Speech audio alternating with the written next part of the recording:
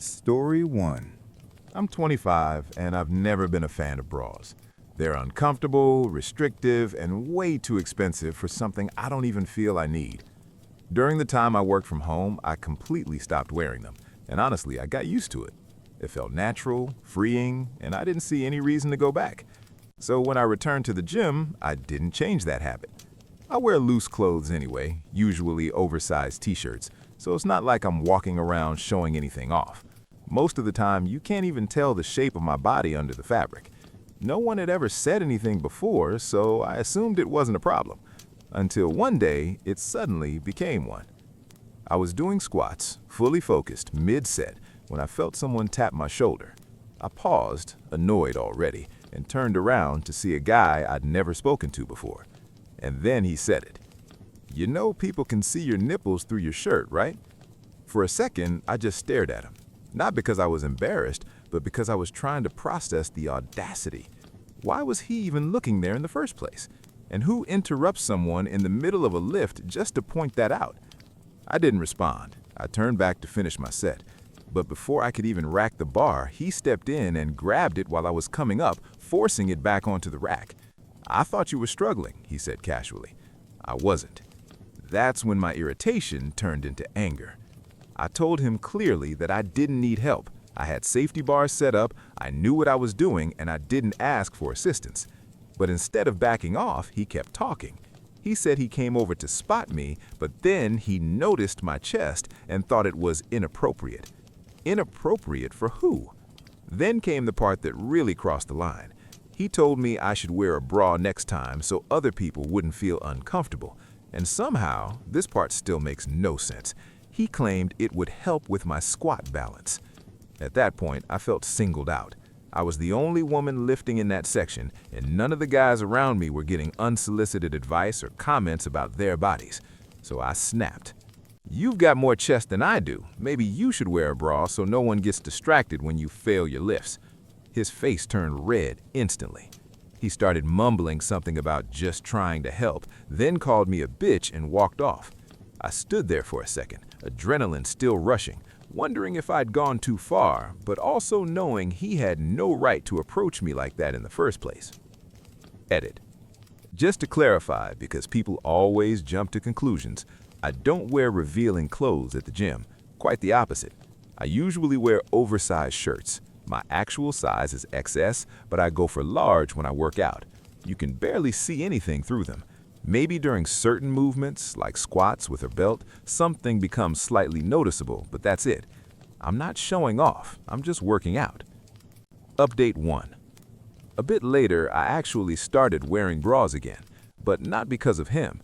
I've been dealing with depression, and if I'm honest, I had stopped caring about my appearance altogether. Not just in the gym, everywhere.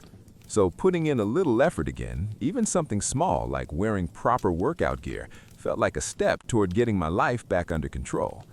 That said, the guy didn't disappear. He still worked out at the same time as me. I avoided him, ignored him, didn't make eye contact. I just wanted peace. But a few days ago, that didn't last. I was filming my deadlifts to check my form when he came over again. You know sumo deadlifts are basically cheating, right? I ignored him. He repeated it, louder. Still ignored him. Then he noticed I was recording and started asking questions. If I had Instagram, if I posted my workouts, if he could follow me. I didn't respond.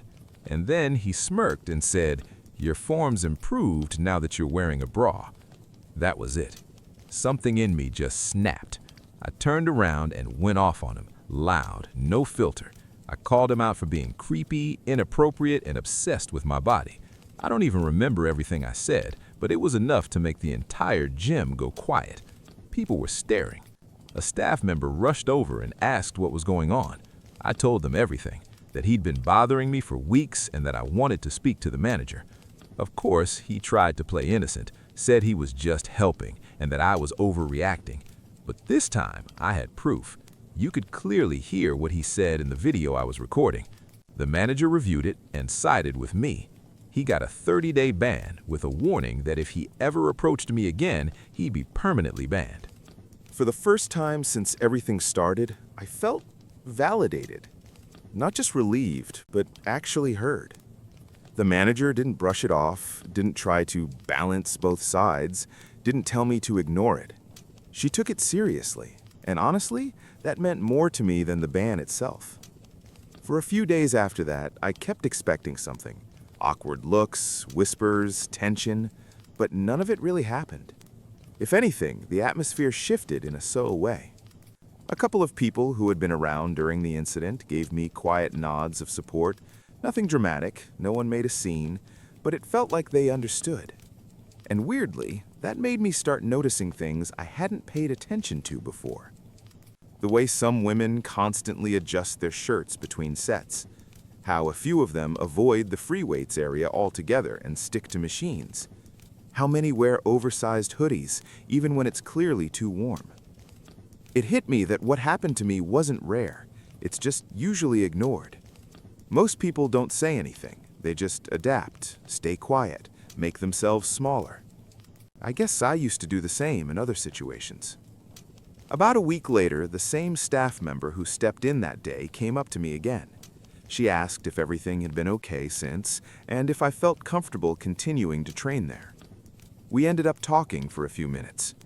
She told me that after my complaint, they'd had a discussion with the team about boundaries, about not tolerating unsolicited help, especially when it crosses into personal space or comments about someone's body.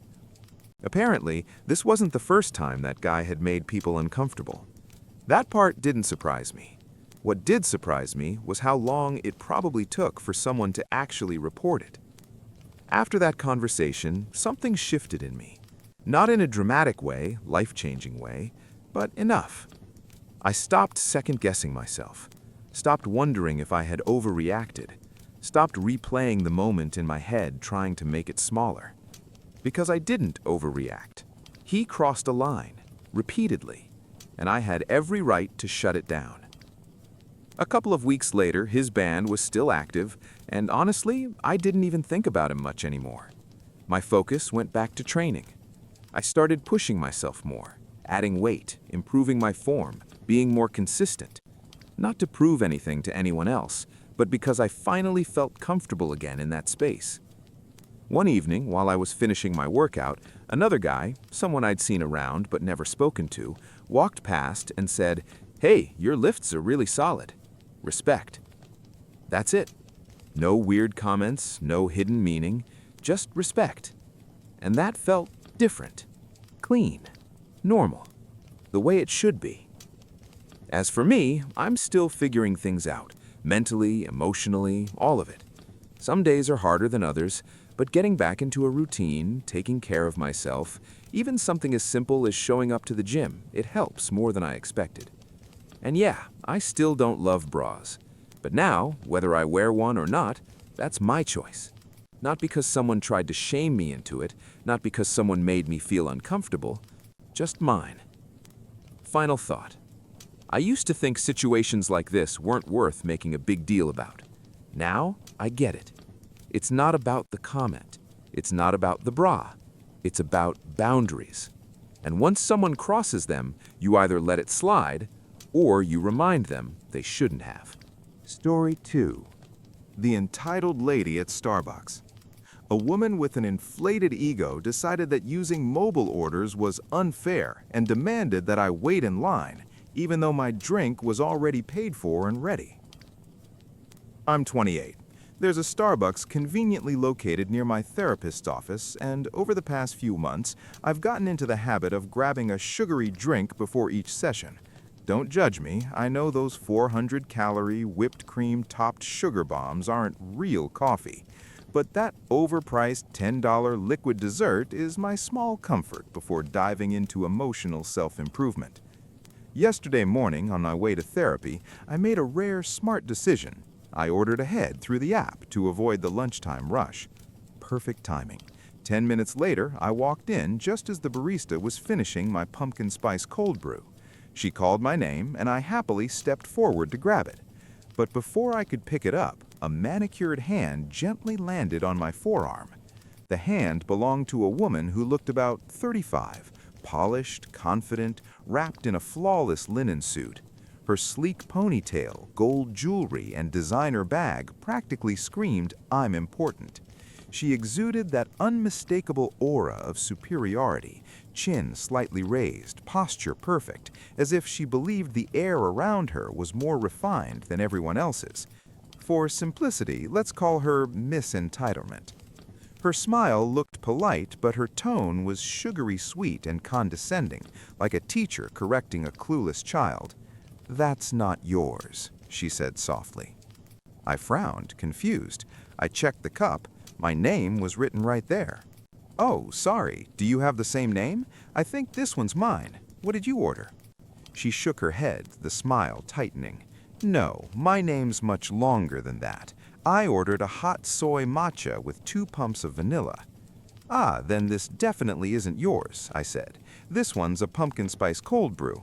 Maybe yours is still coming out. You could ask the barista." I reached for my cup again, but her manicured claws tightened around my arm.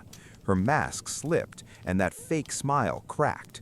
"I didn't say it was mine. I said it's not yours. I saw you walk in and grab the first drink you saw. You can't do that. You need to wait in line like everyone else." It finally clicked. "Oh, I ordered through the app," I explained. "It's prepaid and ready for pickup. See? I pulled up my confirmation email on my phone and showed her. Order placed 12 minutes ago, paid in full." She barely glanced at it before smacking my hand away, hard enough to leave a red mark. "You can't just walk in and take it," she hissed. "I don't care if it's your drink. It's not fair to everyone else who's waiting." I stood there, stunned. Did this stranger just hit me over a Starbucks order? Around us, maybe 8 people were waiting for their drinks, with another dozen still in line. She honestly thought I should wait behind all of them just to satisfy her warped sense of fairness? I locked eyes with the barista, who looked exhausted, the kind of weary look only years of customer service trauma can create. She sighed and approached us cautiously. "Hi, is there a problem here?" Before I could answer, Miss Entitlement jumped in. "Yes, this girl just walked in, grabbed a random drink and won't wait her turn. Tell her to get back in line." I held up my phone. "That's not true. This is my drink. I ordered it through the app. Here's the confirmation, and the name matches the cup. Look." The barista double-checked my phone, glanced at the label, and nodded. "Yes, ma'am, this order is hers. She paid in advance." The entitled woman's jaw tightened. "I don't care if she paid. I've been waiting here like everyone else. She doesn't get special treatment." The barista's tone stayed calm but firm. Her order came through the mobile system earlier, so it was prepared in order of receipt. You're welcome to use the app next time to skip the line, but you can't stop other customers from collecting their drinks or use physical force. Please step aside or I'll have to ask you to leave. Miss Entitlement's face flushed crimson. "No, I want my drink, and she can wait like everyone else. Make my matcha first. I don't care if hers is done." I sighed. "I'm actually running late for an appointment, so can I just take my drink and go? Also, she hit me. There's a red mark on my arm. Maybe call security?" The barista nodded. "Yeah, I think that's best." Up until that moment, Miss Entitlement hadn't raised her voice. She'd been calmly dripping venom with that infuriatingly patronizing tone, like she thought we'd all eventually come to our senses and realize she was right. But when the barista finally handed me my drink, her composure shattered. Her face twisted with pure rage as she turned on the poor employee. "This is ridiculous. Your system is broken. Do you have any idea who I am? You'll regret this. Get your manager now." And that, my friends, is how I got smacked in the hand by a Starbucks Karen because she doesn't understand how mobile orders work. I didn't do anything wrong. I paid for my drink and I'm not going anywhere. I'll sit here and enjoy it. I have every legal right to do so, and there's nothing you can do to stop me. While the demon continued her tantrum, I glanced at the unflappable barista. She blinked heavily, and for a moment I thought she might actually cry. But then I realized this battle-hardened warrior was simply restraining the urge to roll her eyes. She met my gaze and gave a subtle nod toward the door. After years of surviving the front lines of customer service hell, she could handle this herself. The crowd parted like the Red Sea, letting me pass toward the exit. Just as I reached the door, Beelzebub, the elegant woman, realized her prey was escaping and screeched, "Hey, where do you think you're going? She can't just leave. Someone stop her. I said she has to wait her turn like everyone else." I raised a single finger in her direction and slipped out the back door just as the bell above the entrance jingled. A security guard had arrived. Beelzebub's righteous tirade immediately shifted gears. Now she was shouting that she had every right to be there, that she hadn't done anything wrong, and that she refused to be kicked out. She demanded her money back, a free matcha, and a formal apology, right now. Each sentence was punctuated by the sound of her slapping the counter. Her indignant screeching slowly faded behind the closing door as I walked away, holding my well-earned cold brew like a trophy. I like to imagine the guard didn't have to physically throw her out, though honestly, knowing her, she probably regained her composure, lifted her chin, and swept out like an insulted duchess, muttering something about her lawyer.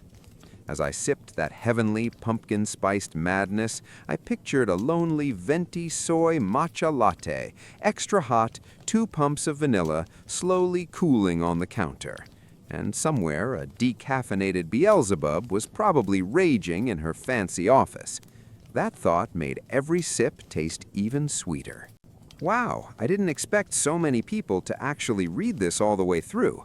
I figured I'd take a minute to answer a few common questions that keep popping up in the comments. Yes, I'm Australian, and yes, this really happened here. About the infamous pumpkin-flavored monstrosity, I fully admit I have the world's worst taste in coffee, but drinking something that tastes like a scented candle has always been a weird little dream of mine. And you know what? Shockingly good. Props to America for that one. To those asking why I didn't stand up for myself, I'm a lover, not a fighter, meaning I literally can't fight. If I tried to punch her, I'd probably hurt my own hand more than her face. Plus, I didn't want to get banned from the only Starbucks I ever go to, or, get charged with assault. Why didn't I call the police? I was already late for therapy, and I didn't want to spend hours giving a statement. She didn't really hit me, more like a slap on the wrist that left a red mark for a while. No bruise, nothing worth reporting.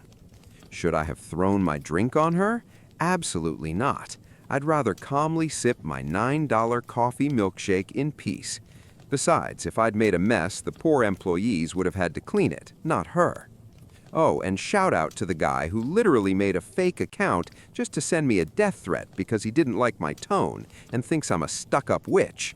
Honestly, kind of flattering. That's a lot of effort for one hate message. If you're reading this, send me your name and address. I promise I won't forward it to the cops. And finally, to everyone who made it this far, thank you. It's nice knowing someone actually reads this stuff. This was fun to write, but it's now 4 a.m. and I'm about to crash. Let's see what chaos tomorrow brings. Before we move on to the next story, I've got a question for you. What would you do in this situation? Actually, it reminded me of something that happened to me recently. It's kind of similar. I'd ordered a shawarma through an app, got a notification that it was ready, but when I arrived, I had no idea where to pick it up. The girl behind the counter was serving someone else, totally silent, and I just stood there waiting, confused. I finally asked, "Hey, can I pick up my shawarma?" And she just didn't answer.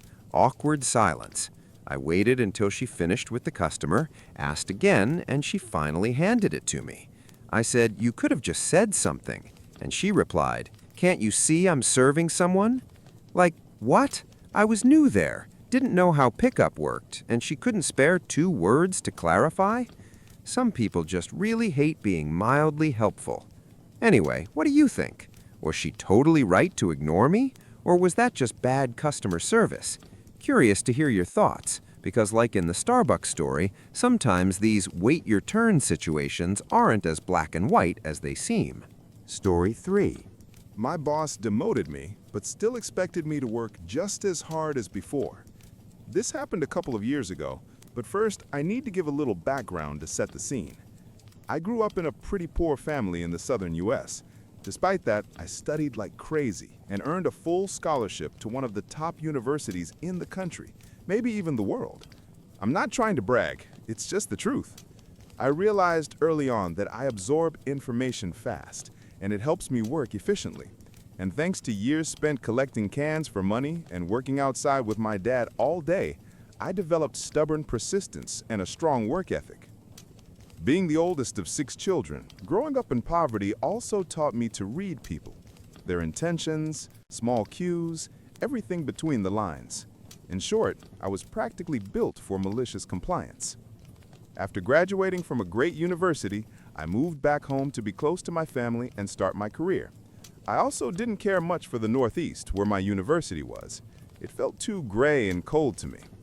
I started with a crappy job just to get my foot in the door, then briefly worked at a startup.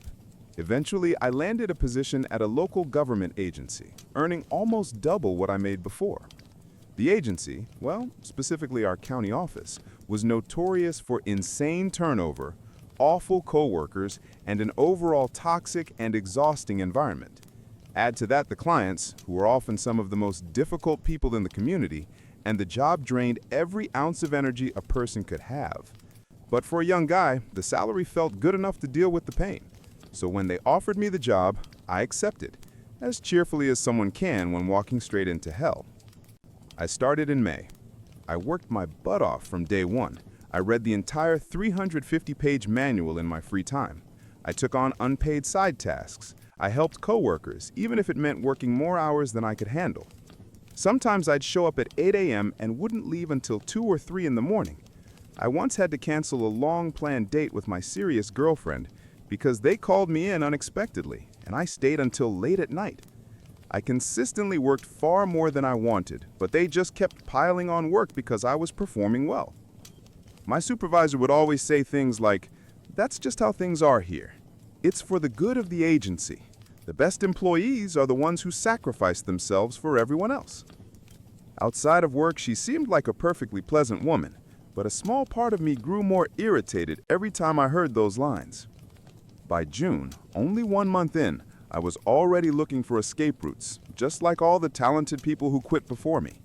I reached out to an MBA program that had always interested me, and they told me I should apply. Within a couple of days, the program director contacted me personally and scheduled an interview.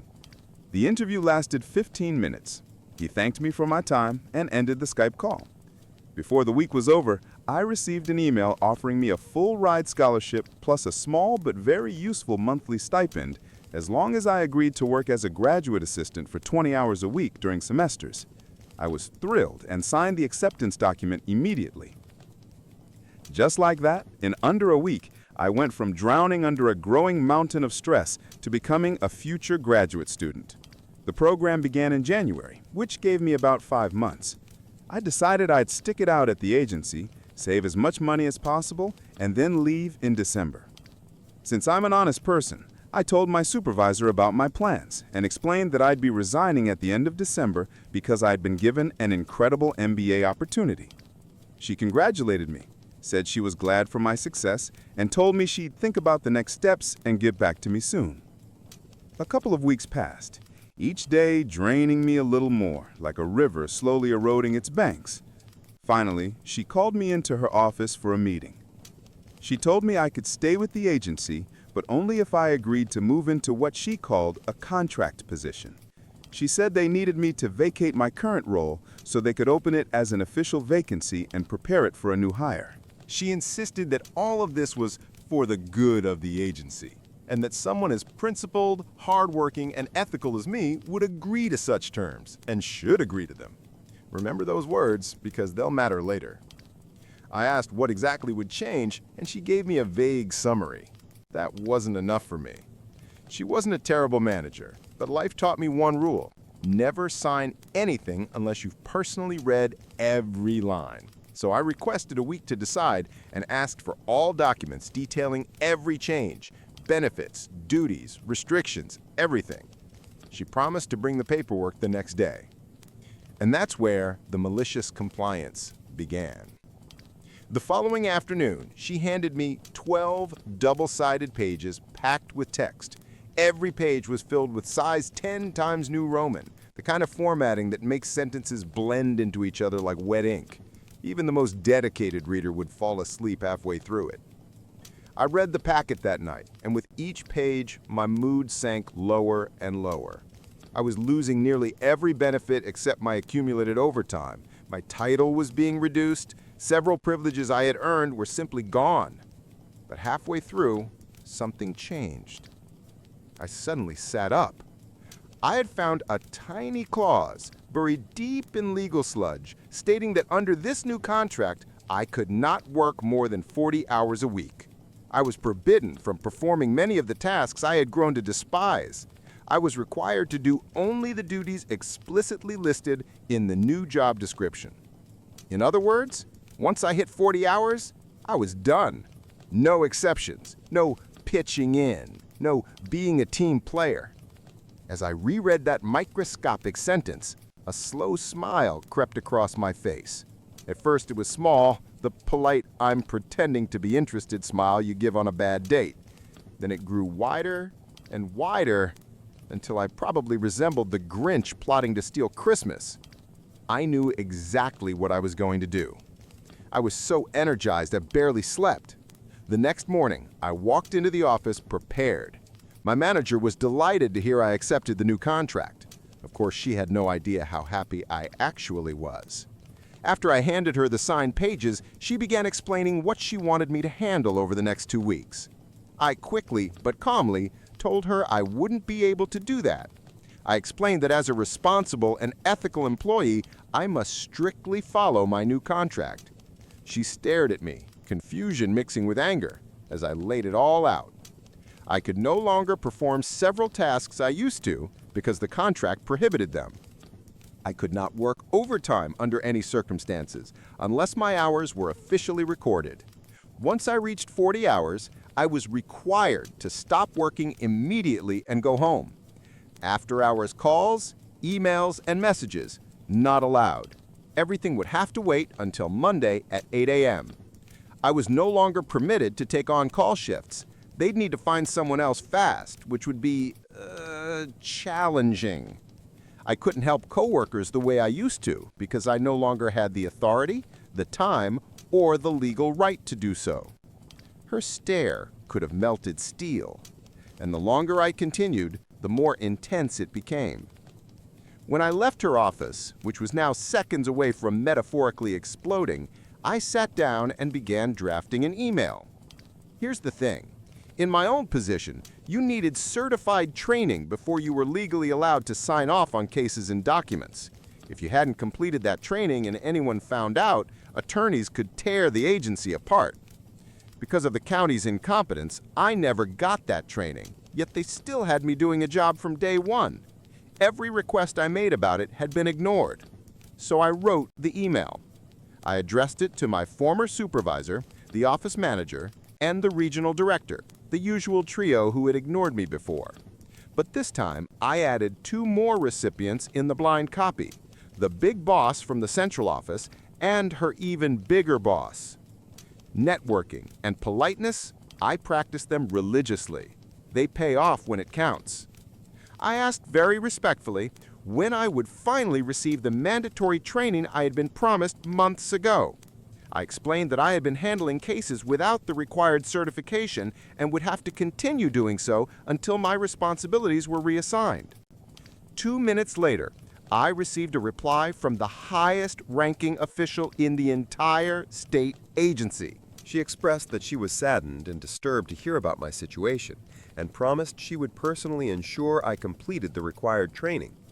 She was also shocked that I had essentially been forced to accept a demotion just to keep my job.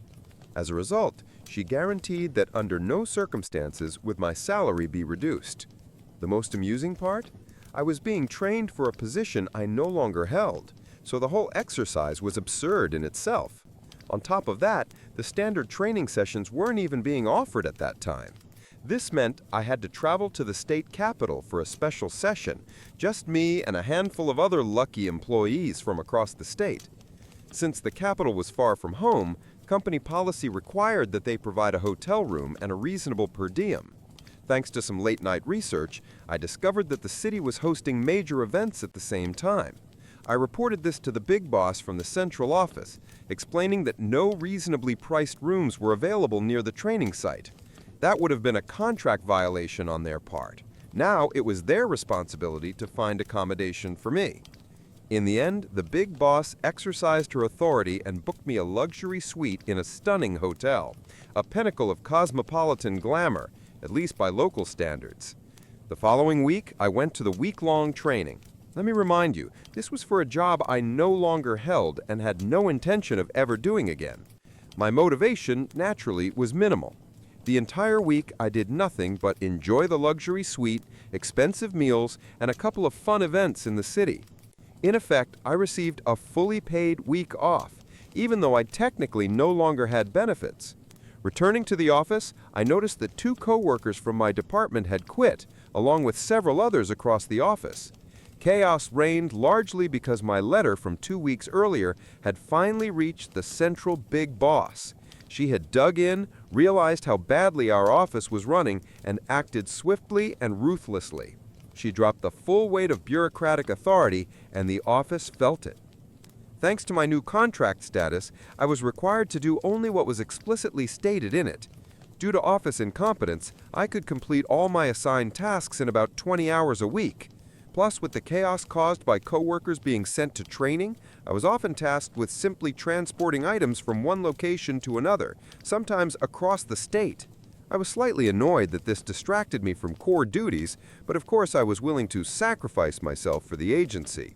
It allowed me to easily rack up hours, sometimes working 16-hour days doing almost nothing and getting paid for the mileage. I would sit at my desk, headphones on, quietly watching the world burn around me. My office life until my departure was simple: handle minor tasks, then do absolutely nothing, browse the internet, watch YouTube, etc., until I reached 40 hours for the week. Often I could leave for the weekend by Wednesday afternoon or Thursday morning. My life had shifted from a nightmare to a balanced existence. I began enjoying life again, spending time with my girlfriend, playing video games, and pursuing hobbies. I even used accumulated overtime to pay for a Caribbean cruise in November, which I was thrilled about because many childhood friends were going. My once formidable, now comparatively humble boss quietly wished me a good vacation and expressed hope I'd return. I joked that I couldn't promise anything. I enjoyed a week in warm waters and on the islands, experienced the pleasure of cruising like a pro, and reflected on what I wanted from life, work, and myself. Back at the office on Monday, I waited for my boss. When she entered, she already knew what I would say. I could see the joy drain from her face, leaving only a hollow shell. I informed her that, unfortunately, I couldn't stay until the end of December. I needed to leave 2 weeks early due to unforeseen complications in my transition to the MBA program. She replied with a weary, strained tone, "I understand. Thank you for your 6 months of service. I'm sorry to see you go." And that's how I turned a demotion into a fully paid week off and nearly 4 months of easy work. Moreover, I turned her words against her, becoming the model ethical employee, strictly following my contract while creating office chaos for weeks as management scrambled to handle the attention from the central leadership. Recently, I discussed this story with my current girlfriend, whom I met at that very agency. She's amazing and makes me happier than I've ever been. I'm fairly certain I'll propose eventually. She mentioned that both my previous bosses, as well as the office manager and regional director, were eventually removed from their positions, enforced by the central big boss shortly after my departure. For those curious, I completed my MBA program with a perfect GPA, 4.0. Next week, I have an interview for a new position. Looks like I'll nearly double my income again. Story 4. Dad gave me the best 18th birthday gift, but my jealous stepmom and her daughter burned my passport a day before the trip. Hi everyone, I turned 18 just a few days ago, and for my birthday, my dad surprised me with something incredible, my very first international trip to India, just the 2 of us. This trip was supposed to be something really special for so many reasons. My mom passed away when I was only 6. To cope with the loss, my dad and I used to watch Indian movies together all the time. They were colorful, uplifting, and helped brighten even the darkest days. That's how I fell in love with Indian culture. My mom loved those films too. She even had a collection of traditional Indian outfits, even though she never actually got to visit India herself. Before she died, she and my dad promised we'd go there as a family one day. Sadly, she passed away from a sudden brain aneurysm in her sleep before we could make that dream come true. She was only 32. After her death, it was just me and Dad. Watching movies together became our little ritual to keep her memory alive and stay close. Over the years, it made our bond stronger than ever. I know Mom would be proud of us today. That's why India has always held such a deep emotional meaning for both of us. It's not just a trip, it's a promise finally coming true. When Dad revealed at my birthday party that he'd booked the trip, I was ecstatic. I couldn't stop smiling. But not everyone was happy for me. My stepmom, Susan, and her daughter, Nadia, 17, looked like someone had slapped them. And sure enough, after the guests left, I overheard them arguing with my dad. From what I caught, Susan thought he should have postponed the trip so we could all go as a family. Honestly, I was relieved that it would just be the two of us. I don't get along with Susan or Nadia at all, and past family vacations with them were a nightmare. I couldn't imagine them ruining this one too, especially since it meant so much to me emotionally. Luckily, they had their own reasons not to join anyway. Nadia had her final exams and upcoming graduation, and Susan was tied up with an important project at work. Still, I can't help but feel Dad timed things perfectly so it could be just us, even if he'll never admit it. Susan and Nadia came into my life about 5 years ago. At first, everything seemed fine. They acted friendly enough when Dad was just dating Susan, but once he married her 2 years ago, things shifted. Their attitude toward me became cold and strange for no reason I could figure out. I hadn't done anything differently, yet suddenly I was treated like an outsider in my own home. And now, well, let's just say their jealousy hit a whole new level.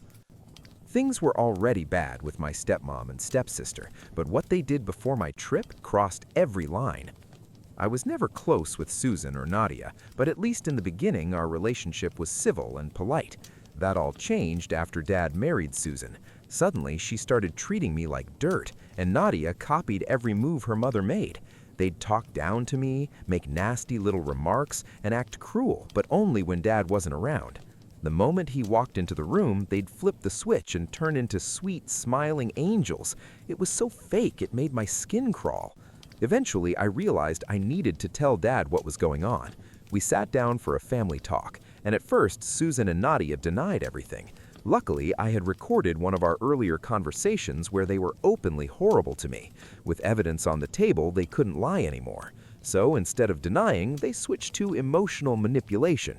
They both burst into tears and told Dad they only acted that way because they felt like I hadn't accepted them as family, which was total nonsense. I did see them as family. It was them who treated me like garbage. Yet somehow they expected me to keep being nice to them while they showed me zero respect. Dad was confused and torn. Susan was the first woman he'd really cared for since Mom, and I knew he didn't want to lose that relationship so easily. He asked all of us to try harder to get along. For his sake, I agreed to keep things civil. After that, their behavior shifted again. Instead of being nice in front of Dad and cruel behind his back, they just chose to completely ignore me whenever he wasn't around. It was like I didn't exist. Honestly, I preferred it that way. At least they weren't actively tormenting me. For Dad's sake, we kept up the performance of being one happy family, and that carried on for about a year. Fast forward to just a few days ago, the morning after my birthday, Dad and I had breakfast together and I pulled him aside. I asked him straight out if Susan and Nadia were upset about not joining us on the India trip.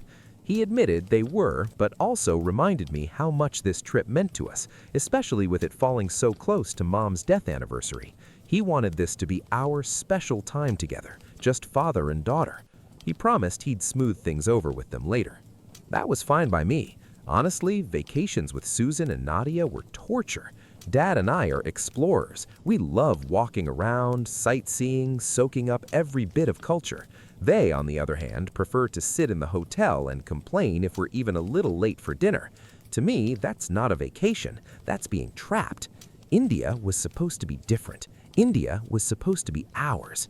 I didn't think there was anything wrong with that, especially since Susan and Nadia had taken their own little trips together in the past without us.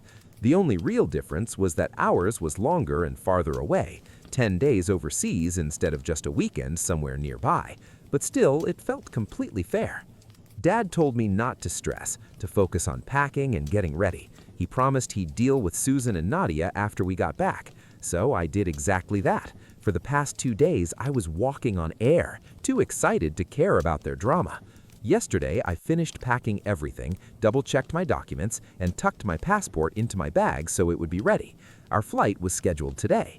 But now, I don't even know if we're going anymore, because Susan and Nadia crossed a line so insane I still can't believe it. They burned my passport. Yes, burned it. Not lost, not misplaced, they literally destroyed it. I found out just a few hours ago. It was around 6 p.m. yesterday when I was organizing paperwork and noticed it was missing from my bag. By 2 a.m., the truth came out. They had actually set it on fire. They burned my passport before my trip. My dad's revenge was brutal. When I went through my bag to double-check everything before our flight, I realized my passport wasn't there. At first, I thought maybe I misplaced it, so I tore the entire house apart. Drawers, shelves, even the laundry baskets. 45 minutes later, I was sweating, panicking, and close to tears. It was just gone. That's when Susan and Nadia waltzed into my room with these fake sweet voices and asked, "Lose something?" I immediately felt something was off, but in desperation, I admitted I couldn't find my passport anywhere. That's when Susan tossed something on my bed. It was my passport, or at least what was left of it. Half burned, charred along the edges, completely ruined. She smirked and asked, "Was this what you were looking for?" I froze. My brain couldn't even process it at first. When the shock finally wore off, I decided I wasn't going to give them the satisfaction of watching me break down. I calmly set the ruined passport aside, stood up, shut the door in their faces, rocked it, and then I collapsed into tears. Dad wasn't home. He was out picking up clothes for the trip. I texted him everything that happened, even attached a photo of the burned passport. Within 20 minutes, I heard him storming into the house. His voice shook the walls as he screamed at Susan and Nadia, calling them picos and ordered them out. He said he'd already made one mistake when he ignored the first time they mistreated me, and he wasn't about to repeat it just because he once loved Susan. Of course, they immediately tried to fake cry and blame me. Their story was that I'd supposedly left a lit cigarette on my dresser, and that's how my passport caught fire. Which is insane. I don't even smoke. At that point, I came downstairs because I couldn't let them spin lies like that. Dad looked at me and said I was just in time because he had something planned. I assumed he was about to call the police, but no, he went into his office and came back with a stack of papers. Nadia's face went pale the second she saw them. Then, without saying a word, Dad ripped the documents in half right in front of Susan. Turns out those papers were for Nadia's student loan. She needed Dad to co-sign so she could pay for college, since Susan hadn't saved a dime for her. Dad had been ready to help. Not anymore. That was his revenge. My passport for her college dream. Fair trade, honestly.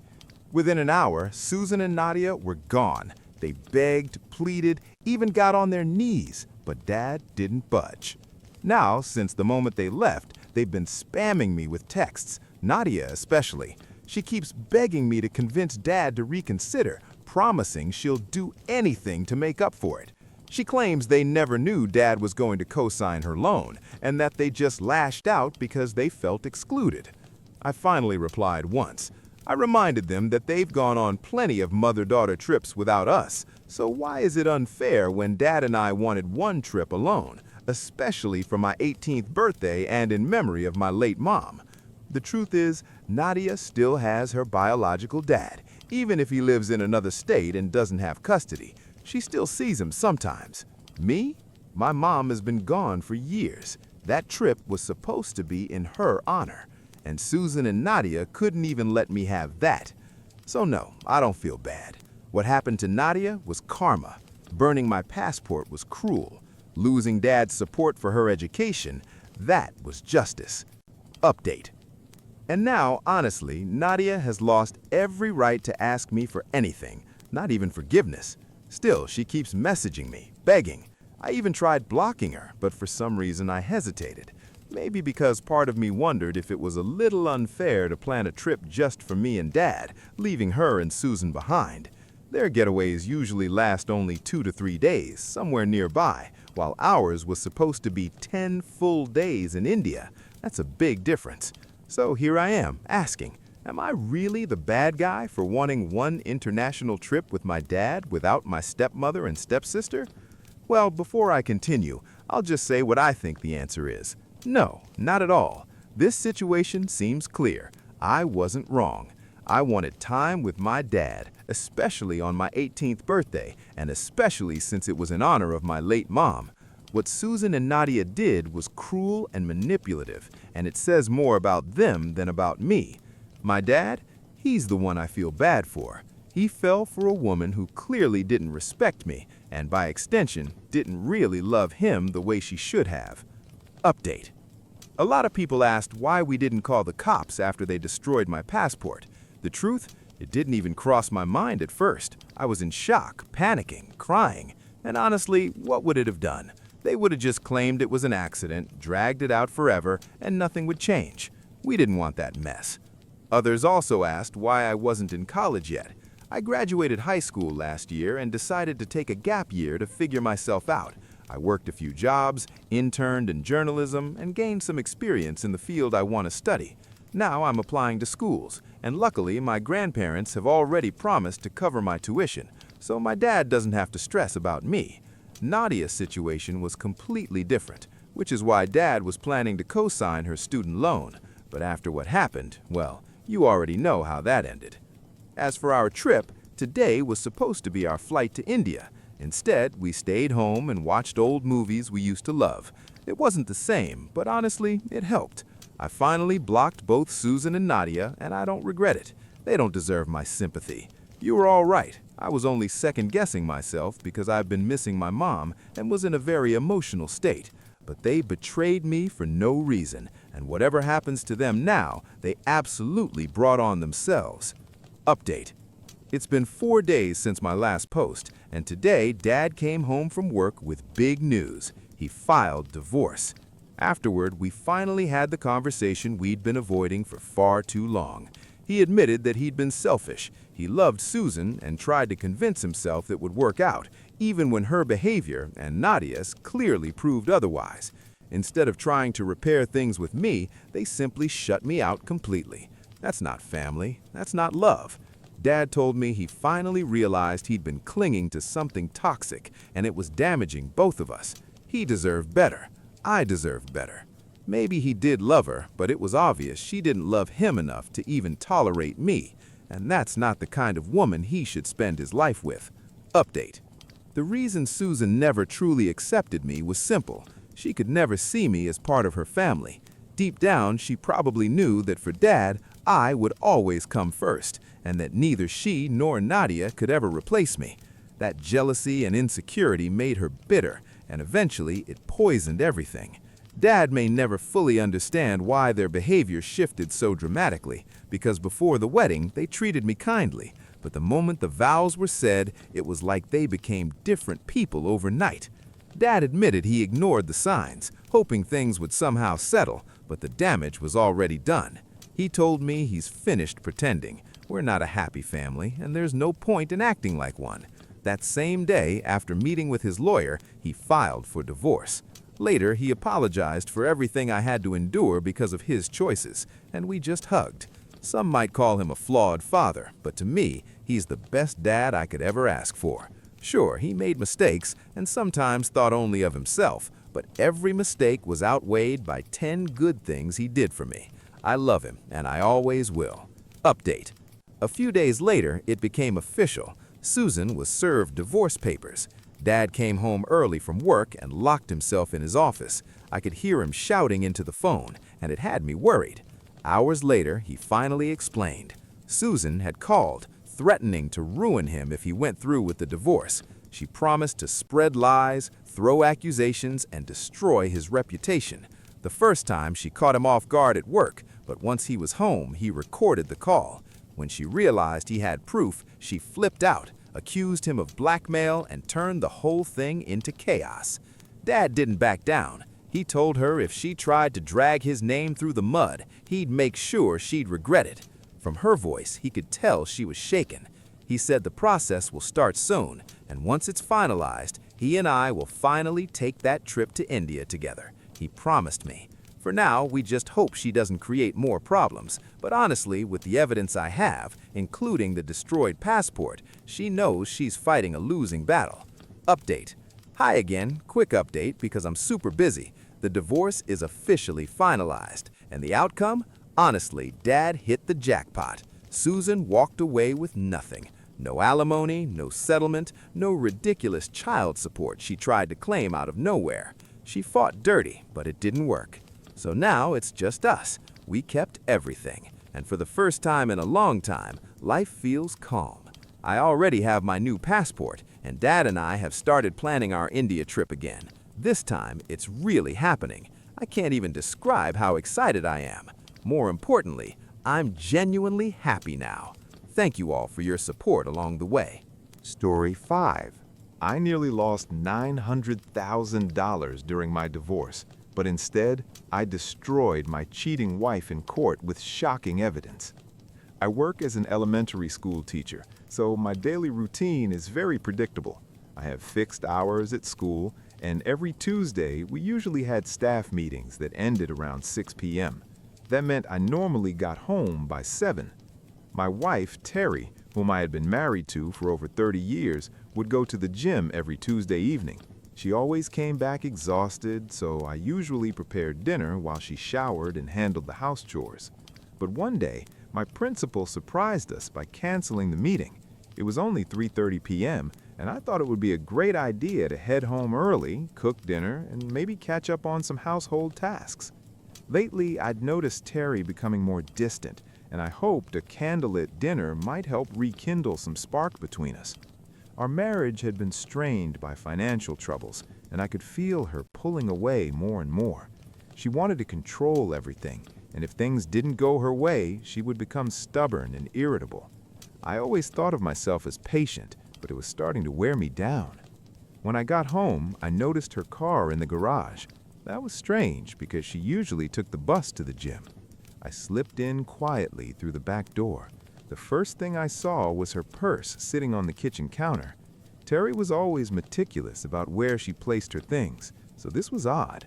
Then I noticed her workout clothes and a large towel on the floor. Just as confusion set in, I heard noises coming upstairs. My first thought was that she might not be feeling well, so I cautiously started up the stairs. That's when I stumbled over a pair of men's shoes. Scattered on the steps were pants, a shirt, socks, and worst of all, Terry's lingerie, the kind she only wore for anniversaries or special nights. My blood ran cold. I froze on the stairs, heart pounding, stomach turning. For a moment, I might faint. I sat down, trembling. Then anger began to boil inside me, an emotion I rarely allowed to take control. Years of teaching had given me patience, but this was beyond anything I could manage. I moved quietly toward the bedroom. To reach it, you had to pass through the walk-in closet. The door was cracked open just enough for me to see inside. And there it was, my wife, my partner of 3 decades, the mother of our children, betraying me in our own bed. I pulled out my phone and hit record. I knew I would need proof, not just for myself, but for the storm that was about to follow. Watching it unfold before my eyes was like living through a nightmare I couldn't wake up from. Terry, the woman who claimed to love me, who volunteered at charities, who acted like the perfect wife, was now just another liar. I couldn't watch anymore. I stopped recording, slipped out of the house, and just walked aimlessly. Eventually, I ended up in a park miles away. I sat on a bench, splashed some water on my face, and played the video back. The sound was low so nearby kids wouldn't hear, but on that screen was the collapse of my marriage, my family, my entire life. And there in the park, I broke down and cried. By the time I got back home, it was around 7 p.m., my usual return time on meeting days. Terry greeted me at the back door with fake concern. "Honey, are you okay? You look so pale. What happened?" Do you want me to get you something to drink?" Her eyes were full of feigned worry, but I couldn't bring myself to tell her the truth. My voice shook as I muttered, "Not really. I think it's just my stomach. I'm going to take a shower and sleep it off." "All right, but take a bucket in case you throw up. I don't want to ruin the clean sheets," she said casually. That almost broke me. Those clean sheets had already been ruined, stained by betrayal. I replied more firmly, "I'll sleep in the guest room tonight." And that's exactly what I did. For the next few days, I pretended to be unwell. She went on with life as if nothing had happened, while I carried the weight of the recording in my pocket, the evidence that my marriage was nothing but ashes. When Monday came, I finally decided what to do next. I needed answers. Was this just a one-time betrayal, or had it been going on for a while? The next morning, I told the school principal that I had to undergo an unexpected medical procedure and wouldn't be able to teach for a few days. A substitute was arranged, which gave me the freedom I needed. On Tuesday, I left home as usual, but parked several streets away, then walked back quietly, cutting through neighbors' yards. I knew all the back routes and moved carefully so no one would notice me. I slipped into our detached garage and changed into casual clothes and soft shoes to keep silent. Then came the waiting. I remembered that the last time I'd come home early, there hadn't been any strange cars parked outside. That meant her lover probably came on foot. I crouched behind the hedge and bushes near our front entrance, hidden but with a clear view of the door. Terry carried on her morning as if everything was normal, washing dishes, starting the dishwasher, vacuuming, dusting. Around 11:30, she went upstairs. I heard the shower running, followed by the toilet flushing. After about 45 minutes, she came back down and left the front door slightly open, an unspoken invitation for her guest. It didn't take long. Around 1:30, he showed up. I didn't know who he was at first, but I managed to capture about 10 seconds of video on my phone. It showed his side profile and almost a clear shot of his face. He didn't hesitate. He just walked straight into my house. The first words I heard froze me in place. "I hope you're wearing that workout outfit again." "Of course," Terry replied with a giggle. "You always loved when I put it on. Sometimes I think that's what hooked you in the first place." That was all I needed. Their comfort with each other screamed of a long-term affair. They headed upstairs without a care in the world. I returned to the garage, my heart pounding out of my chest. My head was spinning with questions. Who was this man? How long had this been going on? And why hadn't she ever talked to me about anything? What terrified me more was the thought of my health. They hadn't used protection, at least not that I could see. The idea that she might have put me at risk made my stomach churn. I thought back to her years at the gym, the social circle of married women she had joined, and the charity events. Maybe the gym held the answers. Update 1. Being a teacher came with one big advantage. I had access to printers and other resources. I decided to start by printing still frames from the video I had taken. Identifying him was now my top priority. On Thursday, when Terry was supposed to go to the gym again, I suggested going with her. I claimed I was thinking about getting a membership myself, especially since school was on break. She immediately grew uncomfortable and tried to talk me out of it. "It's really just a group of wives who chat more than work out," she insisted, but I didn't budge. So that Thursday, I walked into the gym with her. The moment I stepped inside, it felt like a scene from an old Western. Everyone turned to stare at me, whispering among themselves. Terry was visibly on edge, sneaking nervous glances toward the staff area. I tried to distract myself by walking around the facility. It was the usual setup, rows of machines, mirrors on the walls. Near the exit, I noticed a staff board with photos and contact info. At the top was the owner and director, Ms. Elizabeth West, followed by 2 women and 1 man. My blood went cold. The man was him, the lover. Under his photo, Philip Barnes, head of training programs, personal coach. As I memorized his number, I looked back toward the machines. Terry was gone. Panic struck me, until I spotted her a few minutes later in a hushed but desperate conversation with none other than Philip. She stood partly hidden behind weight equipment, gesturing for him to leave. Then she quickly returned to her machine as if nothing had happened. She didn't realize I'd seen it all. I sat there, burning with rage, trying to keep my composure. When she came back over, she noticed my pale face and asked softly, "Are you okay? Is your blood sugar still low?" "I'm fine now. Are you ready to leave?" Before she could answer, the director's voice echoed through the loudspeaker. "Ladies and gentlemen, the last training session of the day is canceled. Mr. Barnes suddenly felt unwell and had to go home." A wave of disappointment swept through the women in the gym. But I wasn't disappointed. For me, it only confirmed everything. Update 2. It seemed that workouts with Mr. Bont were a cornerstone for many women at that gym. That alone made me think this needed deeper investigation. When I glanced at Terry, she didn't show much reaction to the announcement of his sudden illness, but I could swear I saw her shoulders relax, as if a huge weight had been lifted. "Let's go," she said quickly, snatching her towel and gym bag from the storage area where everyone left their things during class. We were just stepping out when a woman approached us, someone I didn't immediately recognize. "Such a shame we couldn't finish today's session properly," she commented to Terry. Terry gave a brief "agreed" and headed toward the car, clearly signaling that she had no interest in chatting further. "See you later," she tossed over her shoulder before sliding into the car faster than I'd ever seen her move. The ride home was silent. Terry leaned her head back, closed her eyes, and deliberately slowed her breathing as though calming herself. She looked serene, almost too serene, and I couldn't help but think maybe I could use this relaxed moment to probe deeper. "That was a pretty interesting workout, dear. The place is really well equipped. No wonder you've stayed so toned all these years." "Thanks, honey," she replied softly. "You're absolutely right. The program's great, and I enjoy being there. The women are friendly, too. Too bad Mr. Bont wasn't around today."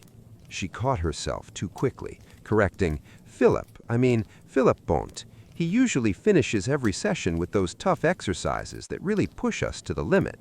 It's always disappointing when he's not around." Inside, my stomach twisted. I knew all too well how far he had been pushing her body, but outwardly I only muttered, maybe he'll be better by next Thursday." The thought of their next intimate encounter made me sick, but I shoved it down. The following week, I had playground duty at school during pickup time. For those unfamiliar, it's chaos. Kids rushing out, chatting with friends, scanning for parents, while we teachers try to keep order until each child is collected. Near the end of pickup, a car pulled up, and I instantly recognized the driver. It was the same woman who had tried speaking to Terry in the gym. "Hello," she said nervously. "Sorry, I'm new to all this and lost track of the time. My son Timothy's here, right?" That wasn't unusual. New parents often struggled with pickup procedures. I reassured her I'd get Timothy, while colleagues covered the remaining kids. I found him near his classroom, chatting with another student. "Hey Tim, your mom's here. Let's head to the pickup area." He looked puzzled. He was in the last year of elementary school, old enough to not lose track of time. "That's weird," he muttered. "Mom's usually busy with her fitness instructor on Friday afternoons. Back at my old school, she often didn't come until 5:30. The word fitness instructor hit me like a hammer. My heart pounded as I casually asked, "Oh, that's great she takes care of her health. Do you happen to know his name?" "Yeah, it's Bont or something like that. He works at the local gym but also does private lessons at home. That's who I want to be when I grow up. Mom always seems so happy and relaxed after training with him. We usually order takeout on Fridays because she doesn't have time to cook." I nearly lost my composure. This man wasn't just entangled with my wife. He was messing around with multiple women in town. Back at the car, his mother thanked me warmly for helping. "Not a problem," I said smoothly. "Part of the job. By the way, I don't think we've officially met. I'm Gerard D. Kids just call me Mr. D." "Nice to meet you," she replied, shaking my hand. "I'm Mary Jones. I remember seeing you at the gym last Thursday. You were with your wife, Terry. Sorry she seemed in such a hurry to leave. It looked like Mr. Bont's absence threw everything off. The moment she said his name, her entire demeanor shifted. She paled, her hands trembled, and she stammered, well, Mr. D, see you later, before practically fleeing the parking lot. That sealed it. Bont wasn't just a trainer. He was a serial predator in our community. Update 3. It was time to think about my future, and in that vision there was no Terry. Rage gave me clarity. I began reviewing all the small but crucial details of our shared life, the sort of things couples often overlook. Who pays which bills? Which insurance company do we use? When are utilities due? From which account do we make automatic payments? I discovered the mortgage had only a small balance left. My retirement account had grown to an impressive $900,000 thanks to mandatory contributions from our teachers' union. Our savings account, intended for an overseas vacation, held about $30,000. That trip was no longer on the table. My priority became draining it before Terry realized I knew about her betrayal. Quietly, I engineered a series of appliance breakdowns while she wasn't home. I'd unplug a cord, then claim a repairman had come to fix it, paying in cash. In reality, I pocketed the money and repaired it myself. Over time, I gathered nearly $20,000 this way. I also purchased tools and other necessities to prepare for what was coming. Update 4. I always paid cash for everything, showing the receipts to Terry, then secretly returning the items the next day. Dishonest? Absolutely. But honesty and trust had already been gutted from our marriage. Because of her actions, I was becoming a man I never thought I could be, a liar. Her Thursday daytime workouts with Bonte continued, and I no longer bothered even trying to initiate anything intimate with her. We coexisted like roommates. That was it. Quietly, I began boxing up my personal belongings, keeping them stored in the garage where Terry rarely went. Since her car usually sat outside, the garage was basically my territory, and she didn't notice my gradual disappearance. On the rare occasion she did ask about missing items, I told her they'd broken or that I didn't need them anymore.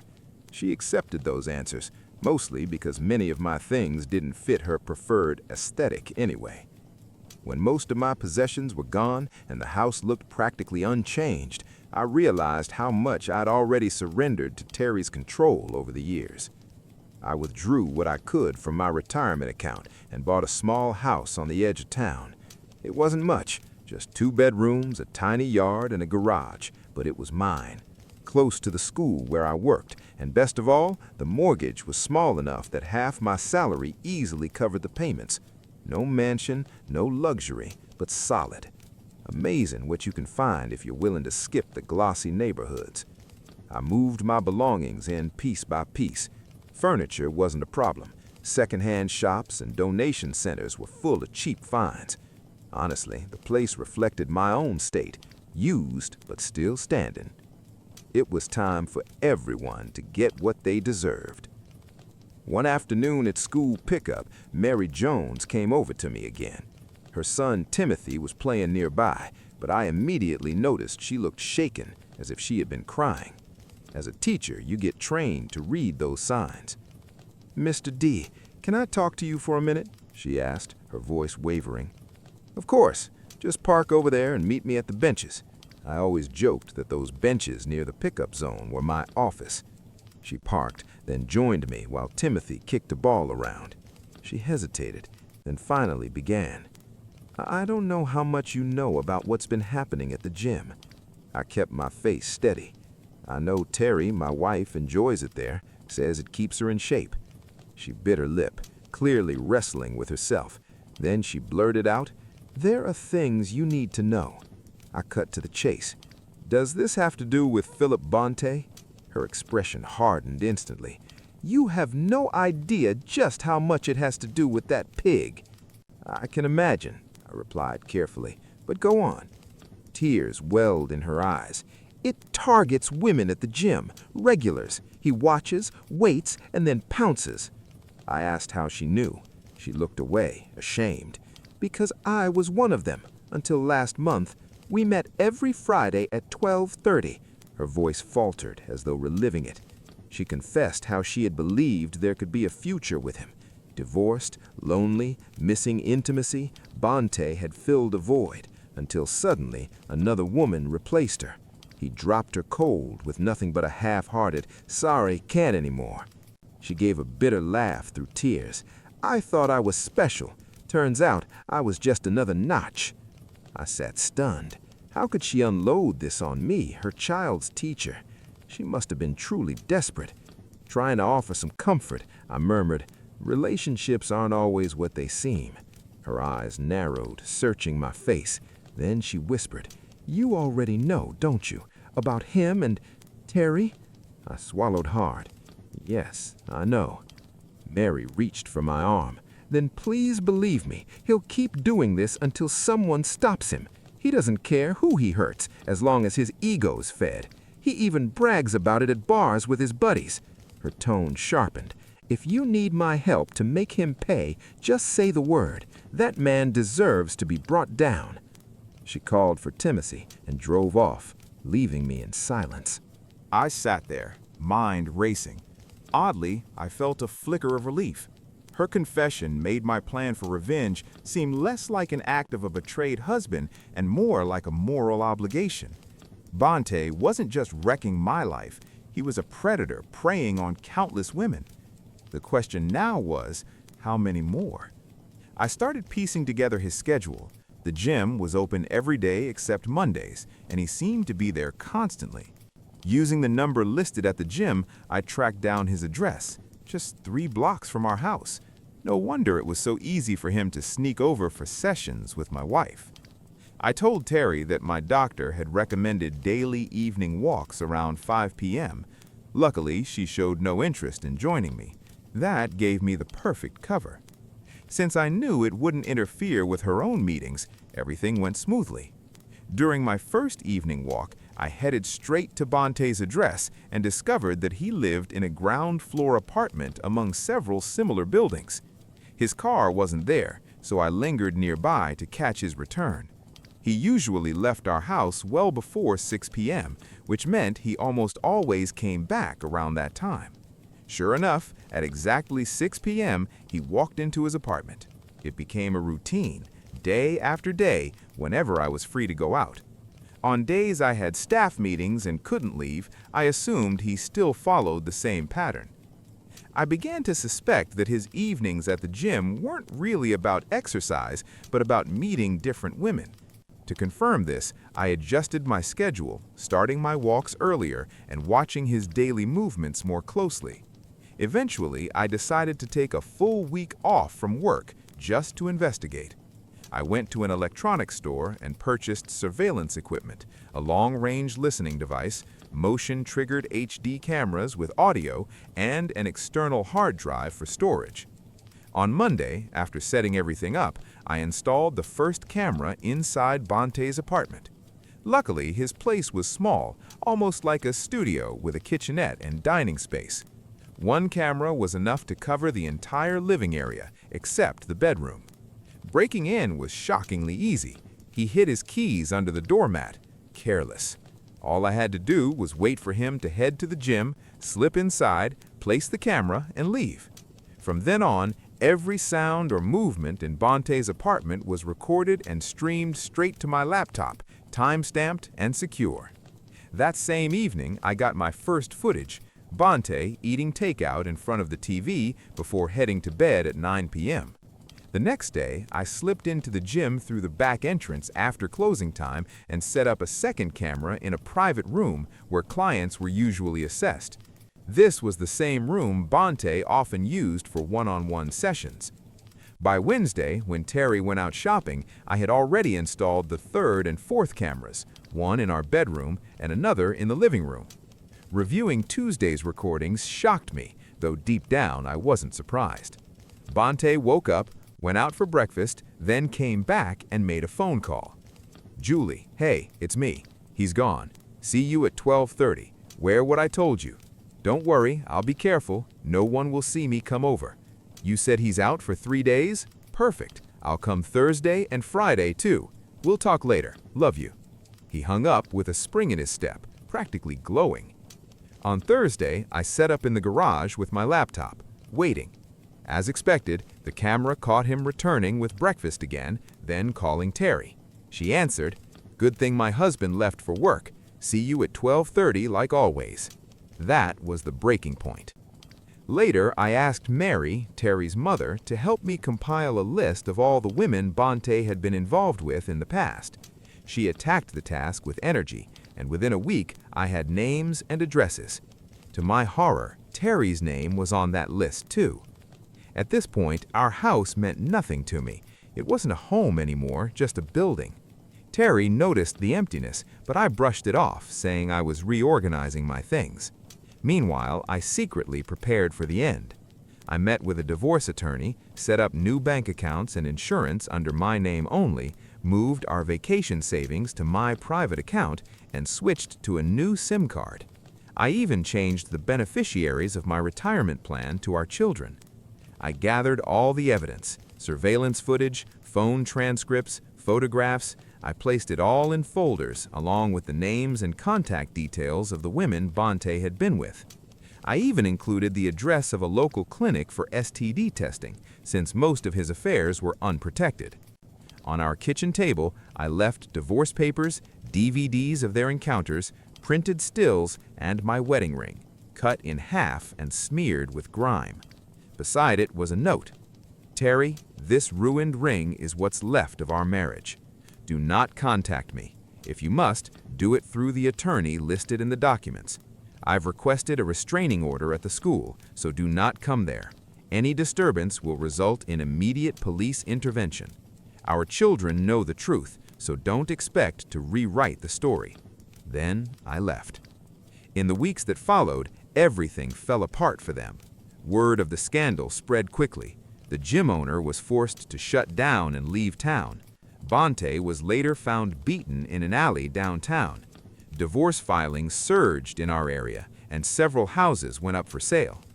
Terry came home that day, found my farewell package, and fainted on the spot. A neighbor called an ambulance.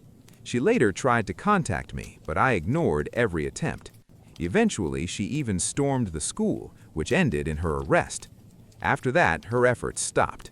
Our children didn't hold back. They confronted her openly, disgusted by her betrayal. Thankfully, they had inherited stronger values from me, not her. The divorce went through, and financial matters were settled. Terry had to sell the house and move into a smaller place on the outskirts of town. By then, she was known around the community as the gym slut. Every time she went out, whispers and mocking glances followed. Shame and depression eventually pushed her into psychiatric care. As for me, I kept teaching, rebuilt my life, and now live peacefully in my new home. Story 6. My wife and her best friend accused me of cheating and lost their minds when they found out I wasn't. I'm 31 and my wife is 29. About a year ago, we had our daughter. What should have been the happiest moment of our lives turned into something much heavier. The birth was traumatic, and not long after, my wife developed severe postpartum depression. Originally, she had planned to go back to work after maternity leave, but reality hit hard. The exhaustion, the emotional instability, the overwhelming pressure, it all became too much. After many long conversations, we decided together that she would stay home until our daughter turned 1, and then we would reevaluate. She's been seeing a psychiatrist regularly, once a week, trying to manage everything. Since she stayed home, I had to step up financially. That meant longer hours, more responsibility, and less time at home. We discussed it thoroughly before making that decision. It wasn't forced, it was something we both agreed on. A few weeks ago, my boss offered me a major project. It required a lot of overtime, but it was a huge opportunity, more money, career growth, and recognition. I didn't accept immediately. I sat down with my wife, explained everything, and asked what she thought. She told me to take it. For the next 4 weeks, I worked almost non-stop. During that time, my mother-in-law and my wife's best friend, Jessie, stepped in to help with things I normally handled around the house. Jessie is a stay-at-home mom with 2 young kids, and she started coming over regularly during the day to help out. At first, everything seemed fine. About 3 weeks into the project, it became clear that we would need more time to finish. That evening, I came home, sat down with my wife, and explained the situation. She said she understood. No arguments, no tension. But over the next few days, something changed. She became distant, cold, quiet in a way that felt heavier than usual. At the time, I didn't think too much of it. Her mood had been unstable for months because of the depression, so I told myself not to take it personally. Then, during the final week of the project, everything fell apart. I came home one evening and saw Jesse still there. That wasn't unusual, so I greeted both of them and went to check on our daughter. But before I reached her room, I heard Jesse say something. "He doesn't even stop to talk to you properly anymore. That's a sign." I froze for a second. Then I turned around and asked what she meant. That's when everything exploded. My wife immediately started crying. Jessie didn't hesitate. She straight up accused me of cheating. She said I must resent my wife because of her postpartum depression, that I probably wasn't attracted to her anymore after she gained weight, that I was pulling away. None of it was true. I've been doing everything I can to support my wife. I never pressured her, never made her feel unwanted. If anything, I was trying to be patient, to give her space while she recovered. Then Jessie demanded to see my phone. I refused.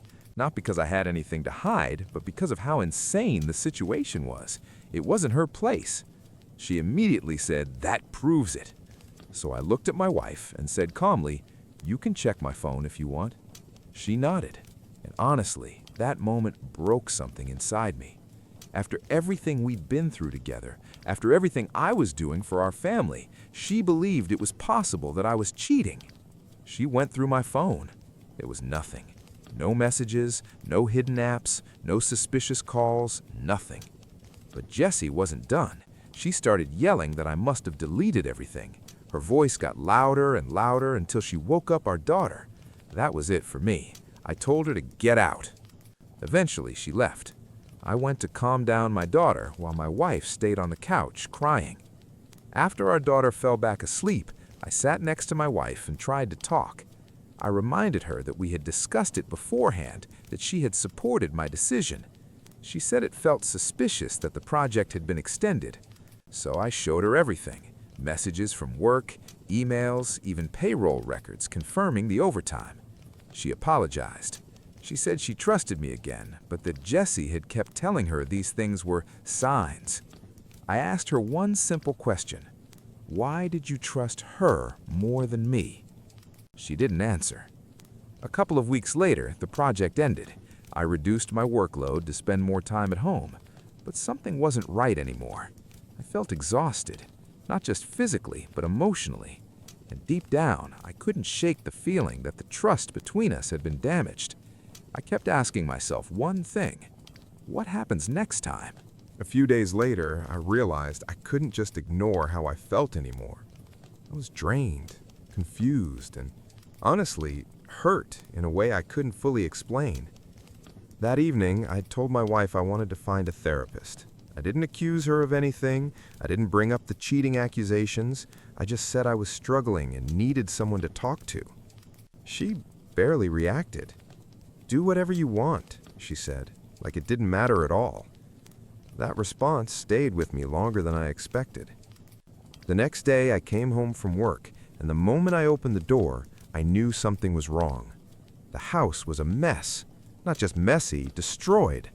My office was completely torn apart, papers everywhere, drawers pulled out, personal items scattered across the floor. Even our bedroom wasn't spared. My heart dropped. Then I heard crying. Our daughter. She was alone in her room. My wife was gone. Her phone was off. In that moment, panic hit me harder than anything I'd felt in years. I started calling everyone I could think of, her parents, friends. No one had seen her. I called my mom, asking her to come over immediately so I could go look for my wife. But before my mom even arrived, the front door opened. My wife walked in. Her eyes were red. Her face was tense, like she had been holding everything in for too long. Outside, through the window, I saw Jessie sitting in the car. She didn't even come inside. I asked my wife what happened, thinking maybe someone had broken in. But instead of answering, she started screaming, accusing me again. This time, even worse. She said my visits to a therapist were just an excuse to meet another woman. I tried to calm her down. I told her none of it was real. None of it made sense. And then she hit me. Hard. I didn't even register the pain at first, just the shock. Then I felt blood. My nose was broken.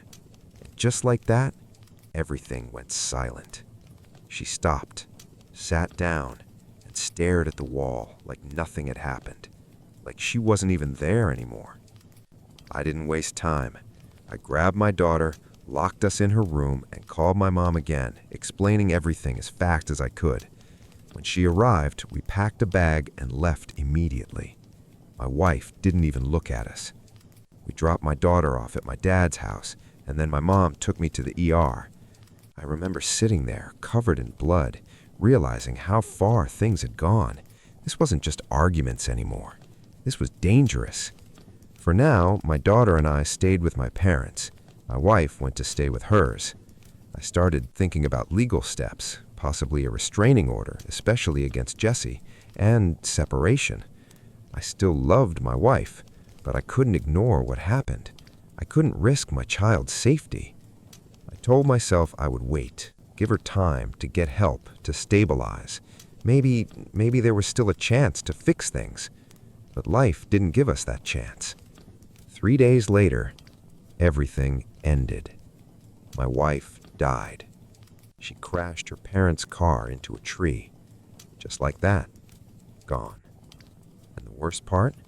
She truly believed I had been cheating on her. A lie that was never real. A lie that someone kept feeding her until it became her reality. Jessie came to see me the day after. She was crying, saying she loved my wife too, saying she wanted to speak at the funeral, that she had already discussed it with my in-laws. I told her no, immediately. There was no way I could stand there and listen to her speak, knowing what she had done. We argued. She said, "You're not the only one who cared about her." Maybe that's true, but caring about someone doesn't mean destroying them. Now my in-laws are pressuring me. They say Jessie was part of her life for years, that she deserves to speak. And I understand their grief. I really do. But every time I imagine her standing there, talking about my wife like she didn't play a role in what happened, I feel sick, physically sick. My mind is exhausted. My emotions are all over the place. Even my parents can't agree what I should do right now. And I don't trust myself to make the right decision right now. So I'm asking, if you were in my place? Then she walked away, like I was a stranger. Meanwhile, the rest of the family is splitting apart. Some relatives fully support me and are disgusted by Mom and Emmy's behavior. Others say I'm being too harsh and should just give them money to keep the peace. My cousin Jack even yelled at me during a family dinner, saying this whole situation is my fault. That dinner was supposed to be about remembering Dad. Instead, it turned into a fight. My Aunt Sarah even made passive-aggressive comments about people forgetting where they came from once they get money. I left early just to avoid things escalating further. This is my reality now, and honestly, it feels like a nightmare I can't wake up from. Update number 2. That family dinner ended in complete chaos. My Uncle Pete, Dad's brother, snapped back at Jack, saying some people never learn the value of hard work. Jack started shouting and everything spiraled from there. As for me, I've thrown myself completely into the business. Dad built it from nothing, and I'm not gonna let it fall apart. Thankfully, most of the employees have been incredibly supportive.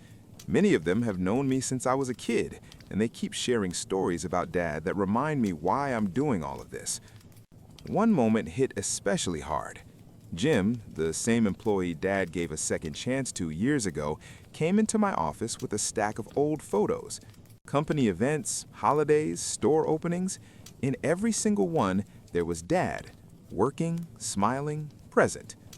Jim looked at me and said, "This is who your father was. This is what you're fighting for." I can't even describe how much that meant. But the pressure is real. I barely sleep, I've lost weight. People keep telling me I look exhausted. My days are nothing but lawyers, documents, and constant damage control. Sometimes I look in the mirror and don't even recognize myself. And yeah, sometimes I wonder if it's even worth it. The worst part is the doubt. Should I just pay them and end this? Would that be easier? But then I remember Dad trusting me with everything he built, and I know I can't betray that. Tom keeps reminding me this is a marathon, not a sprint. So now I'm documenting everything, every rumor, every ignored message, every attempt I've made to resolve things peacefully. We're also collecting statements from longtime employees, proof of how the business really grew, especially after the divorce, to shut down Mom's claims once and for all. Story 7. I showed my husband a silly joke. He got angry and left. Then I found out he'd been cheating on me for a long time. Hi everyone. I usually just scroll through Instagram, so this is my first time posting here. Honestly, I never thought I'd be the one writing something like this, especially since my husband, 30 male, and me, 27 female, always had what I thought was a perfect marriage. Sure, we had small arguments like everyone else, but overall, everything seemed great. We got married in April 2021, and life since then had been smooth, until a few days ago. That afternoon, we came home from a lunch with some friends, let's call them Kai and Marie, who recently got engaged. It was just a casual lunch, nothing dramatic. We even brought home some amazing pasta, which I'm eating right now because it's too cold for ice cream. We live in a tiny apartment. My husband went to shower first while I cleaned up the leftovers. When it was my turn, I showered, and afterward I squeezed out too much lotion. I rubbed it in, but there was still some left on my fingers, so I did what any totally reasonable adult would do. I drew a smiley face with little hair on my thumb. I proudly walked out of the bathroom giggling and said, "Look, it's the lotion man!" He didn't laugh. He just stared at my hand and blinked. I kept joking around, talking in a silly voice, saying random nonsense, trying to make him smile. But after a minute or two, he just stood up and walked out. I thought he was still joking, so I laughed and asked where he was going, but he grabbed his truck keys and left. He always keeps his pickup stocked after road trips, clothes, snacks, everything, so it didn't immediately hit me that he was really leaving. When I finally realized, I felt like the biggest idiot alive. I texted him several times. He replied once, saying he needed to think things over and that he was staying with his brother, Tyler. Since then, he hasn't answered or even read my messages. His brother isn't replying either. I've just been sitting here, staring at the door, replaying everything over and over. We've been together for years. I've always been a little goofy, it's part of who I am, and he's always found it cute. Now I feel like an idiot for making that stupid lotion man joke and not realizing something was off. He's never left the house like that before, even during hard times. I'm trying to give him space, but I can't stop overthinking. Divorce sounds like a nightmare. I keep asking myself, was my dumb little lotion joke really that bad? How do I even begin to fix this? Update 1. I followed your advice and gave him space. Reading your comments made me question how accurate my idea of our perfect marriage really was. I still believe we were good together, but maybe I missed something. Anyway, some of you were right. It wasn't really about the lotion man, but you were also partly wrong. Something did happen during that lunch with our friends. My husband came back a couple of days ago. He apologized and said he wanted to talk. I agreed. I missed him so much, even though I tried not to show it. He told me the whole story. So we had lunch with our friends, Kai, 30 male, and Marie, 29 female. They'd just gotten engaged. It was a buffet-style restaurant, so people kept getting up for food. At some point, my husband and Marie went together, or maybe it was near the end. I remember chatting with Kai alone for a while before they came back. Either way, they were alone briefly. Marie apparently confessed to my husband that when Kai proposed, she realized she was actually in love with him. But she still said yes to Kai and tried to suppress her feelings. That's why she invited us to lunch, as some kind of closure. But instead of closure, she told my husband she wanted to run away with him. Marie is annoyingly gorgeous, blonde, blue-eyed, tall, and thin like a runway model. Think Emma Watson, but colder. I hate how much that bothers me. My husband said he politely turned her down and wished her well, but admitted that her confession messed with his head. We all went to college together, so we've known each other for years. When I came out of the shower later that day, laughing with a towel on my head and making silly jokes with the lotion man, he said something in him just snapped. According to him, my immaturity in that moment clashed with how mature and graceful Marie had seemed. It triggered some sort of emotional panic about our marriage, so he ran off to his brother's place. He claims that after a few days apart, he realized how much he loved me and came home. I just stared at him in disbelief. I asked a few questions, then told him to sleep on the couch for the night. He agreed. I didn't sleep at all. I still can't believe he almost threw away our marriage over some emotional fantasy with a woman who's engaged. The more I think about it, the harder it is to even look at him. We've since had Thanksgiving dinner with his family and even spent a night together again. I think he believes everything is fine now, and honestly, part of me wants to forgive and move on, just to feel normal again. But I don't know what to do next. He'll be home from work in about 6 hours.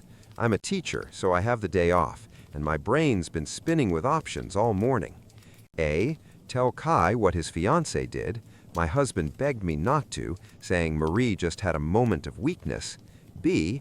Contact Marie directly, either to confront her or to have a calm talk, though that sounds unlikely.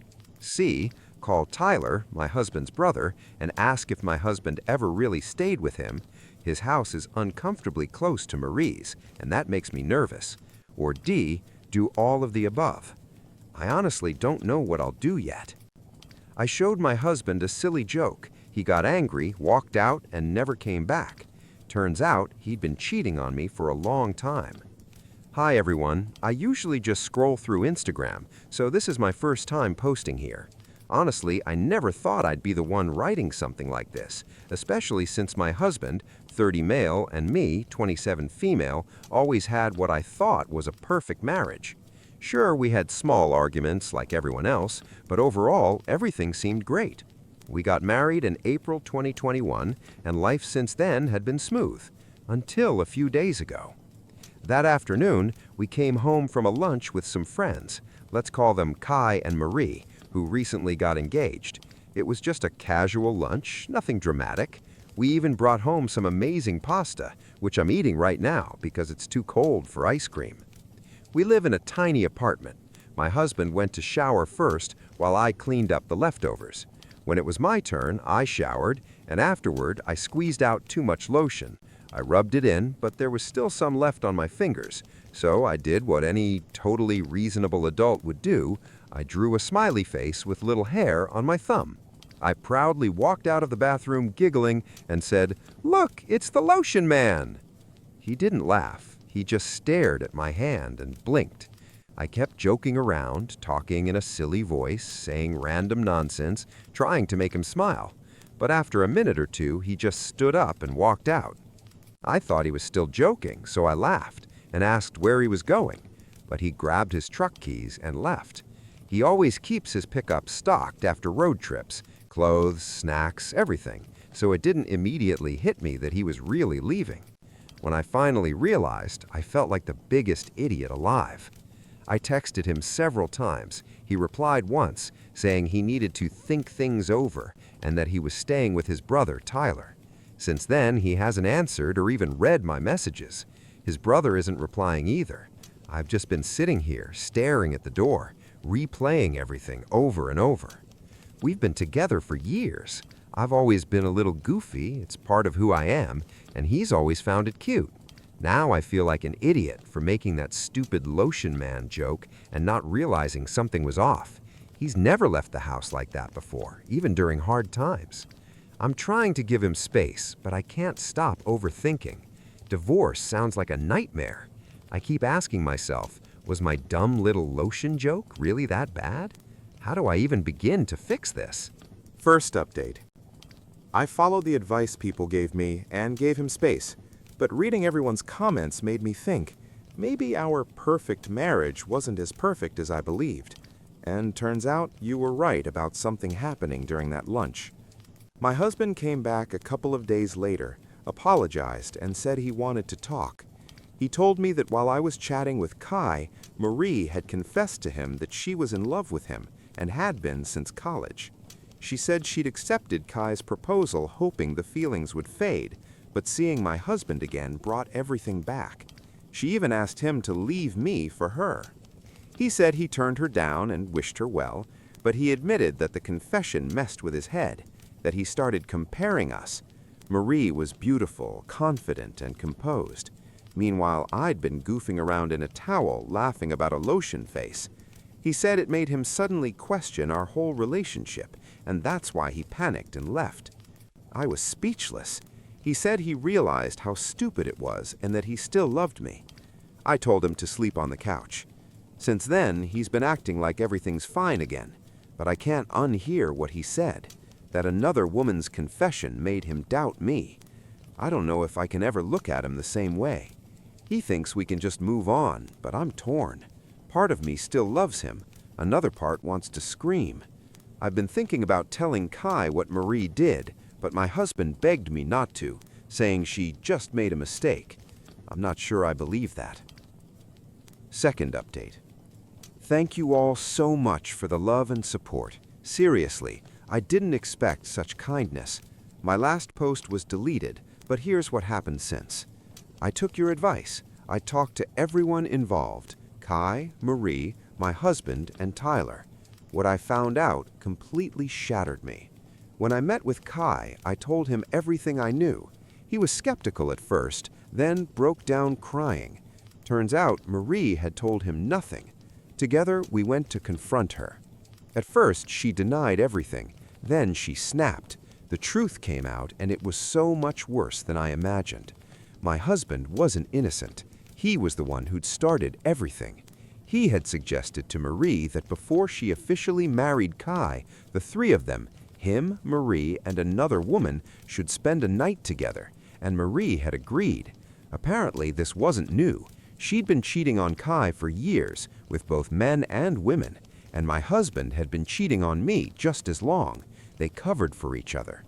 Marie said she backed out of that threesome idea at the last minute because she wanted to be faithful now that she was engaged. My husband got angry, and not long after, I showed him the lotion man. He snapped, left, and ran off. Later, I spoke with Tyler. He said my husband came over around 11 p.m. and left at 8 a.m., meaning there were about 3 unaccounted hours. He guessed my husband might have just driven around to clear his head, but that didn't sound like him.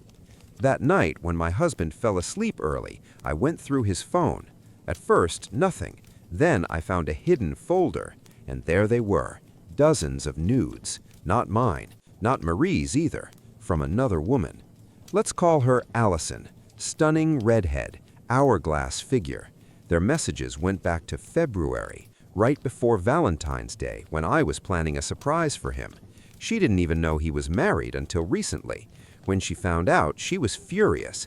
And here's the part that made me sick. My husband told her he would bring me to a hotel to prove that I was okay with their affair. Sound familiar?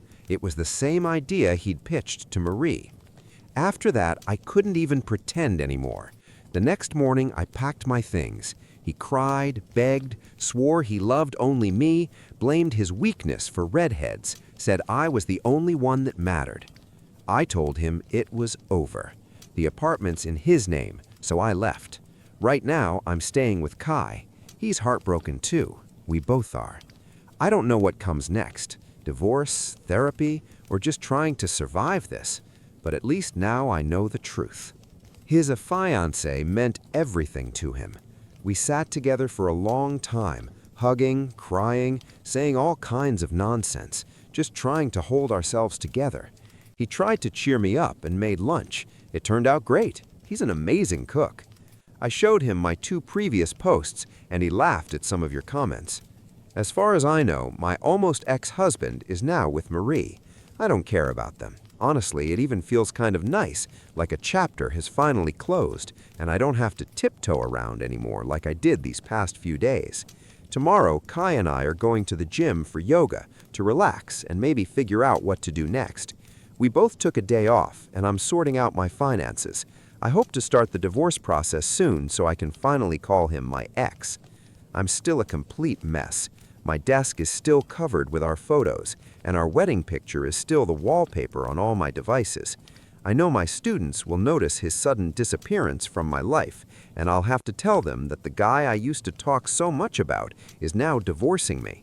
I'll have to tell my family and friends too, the ones who are my main support right now. It hurts to realize that eventually Kai and I will have to move out separately because he's the only real support I have in this whole mess. Housing, divorce expenses, lawyers, therapy. Sigh, so much ahead. It's hard to believe I once thought this relationship was perfect. Anyway, thank you all so much.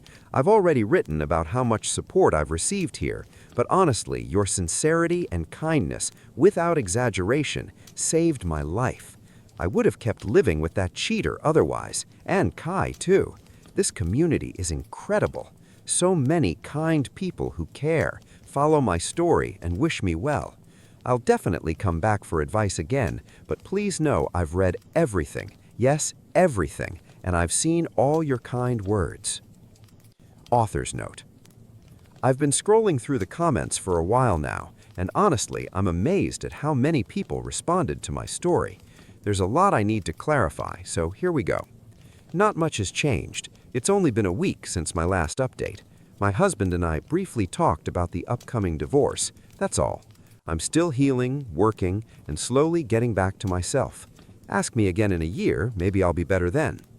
As for Allison, the mistress, I still haven't been able to contact her, though some of your advice really inspired me to try again. And about Kai and me? I know many of you are discussing this, so I'll clarify right away. Kai and I are rebuilding our friendship. Honestly, I don't think we'd work as a couple. Kai wants a calm and independent life for two, while I dream of having kids. He admitted that he has a very low libido, one of the reasons he blames himself for everything that happened, and mine, on the contrary, is high. Plus, now we're more like brother and sister. Still, thank you for worrying about my options. I'm not ready to date yet, and probably won't be for a while. This story is fake. Ha, gotcha! Just kidding. I wish it were fake. No hurts on you if you don't believe me. Not everything on the internet can be trusted, and I doubt I can convince you otherwise. But unfortunately, yes, I live in this reality, and no hate messages will change that. About family, friends, students, and so on. My family is of course on my side. Most of our mutual friends too. Yes, I told my students everything, and you know what? They were incredibly supportive. I've already cleared my desk of all reminders of him. The next step is to clear my head of that lotion-scented man. I tried to recreate his look as best I could. I'll post a photo on my profile soon. Edit, there he is. If I missed something, let me know. There are so many comments. I haven't gone through all the new messages yet, and I'm really sorry I can't reply to everyone. I'm super busy right now, but I hope to catch up with some of you over the weekend. Third update, the final one. Lotion Man Years Later. Oh God, that title is awful. Sorry, I'll come up with something better once my brain starts working again. It's that time of year, you know? Check in on your teacher friends if you have any. Hey everyone, it's been a long time, but I finally logged back into this account. And wow, I don't even know where to start. So much support, so many New Year wishes. It's just incredible. I love the internet sometimes. You were with me when I was at my lowest point. I've gotten dozens of messages asking how I've been, what's new, and even stories from people who went through almost the same thing. One girl said her boyfriend blamed everything on their new puppy. Seriously. She even sent a photo of that little fluff ball. It's crazy how such a painful experience turned out to be so common. Still, I haven't lost faith in humanity, thanks to the wave of love you've all given me. It's been almost 2 years now. It feels like an eternity ago and just yesterday. All right, to the point. Let's start with the bad news. Kai and I had a pretty big fight. I won't go into every detail, that would take about 30 pages, but long story short, we were roommates. We lived together, shared everything, chores, shopping, daily life. Whenever I went to the store, he knew. I knew when he got home from work. We were just always aware of each other's schedules because we lived side by side and ran a shared household. At some point, Kai told me he was going on a date. Cool, I was happy for him. I was still deep in the divorce process then, emotionally shattered, not thinking about relationships at all. Kai and Marie, since they never married, broke up a bit easier than I did, but it was still hard. He went on one date, then another, and that was it. A week passed without news, so I asked, what happened? He just said she was ghosting him. Then, a week later, out of nowhere, he dropped a bombshell. He was dating Marie. I know, sounds insane, right? But he told me this while sitting on the couch crying like a kid. And I couldn't even be mad. I just felt sorry for him. It's not easy to recover from broken relationships. He said those dates made him realize that everything between them really was over for good. He described it like this, or close to it. When I first met Marie, she seemed like a sweet, polite girl next door, like a cashier with a kind smile. But as I got to know her, I found out she was fun and free-spirited. That's what I fell for. And when I saw her again recently, it felt like she'd reset to factory settings. That hit him hard, like he'd gone full circle for nothing. After 2 dates, he didn't just ghost her, he blocked her everywhere. It was a bit hard for me to listen to. It reminded me way too much of my own situation, but I tried not to dwell on it and just comforted him. For a few months after that, everything was calm. During that time, Kai turned me into a total gym girl. It's funny rereading my old posts, how skeptical I was about the gym back then. Anyway, after a few peaceful months, Kai had news again. He was going on another date, this time with a friend of a friend. I said the usual, great, go for it. I was still angry at the world, still legally married, so I wasn't thinking about new relationships. As I mentioned, Kai and I unintentionally kept tabs on each other because of how we lived. So when he started leaving home at 2 p.m. and returning at 8 p.m., his dates lasting hours, of course I noticed. I didn't say anything. I figured maybe he was just smitten, which made sense. But his absences were pretty noticeable. He even asked me to do little errands for him because he knew he wouldn't have time due to his long outings. Eventually, I met the girl. Her name was Grace. She was in her 20s, very sweet, and also a teacher. She worked in an elementary school, but we still had a lot to talk about. At that point, everything seemed perfect. Kai and Grace were adorable together. Summer went by peacefully. Everything felt stable. I had just officially finalized my divorce. But damn, those dates were endless. Even the short ones lasted 3 or 4 hours. He would just disappear. So I finally decided to bring it up carefully. Kai said Grace usually picked the meeting spots herself, places 1 or 2 hours away with traffic.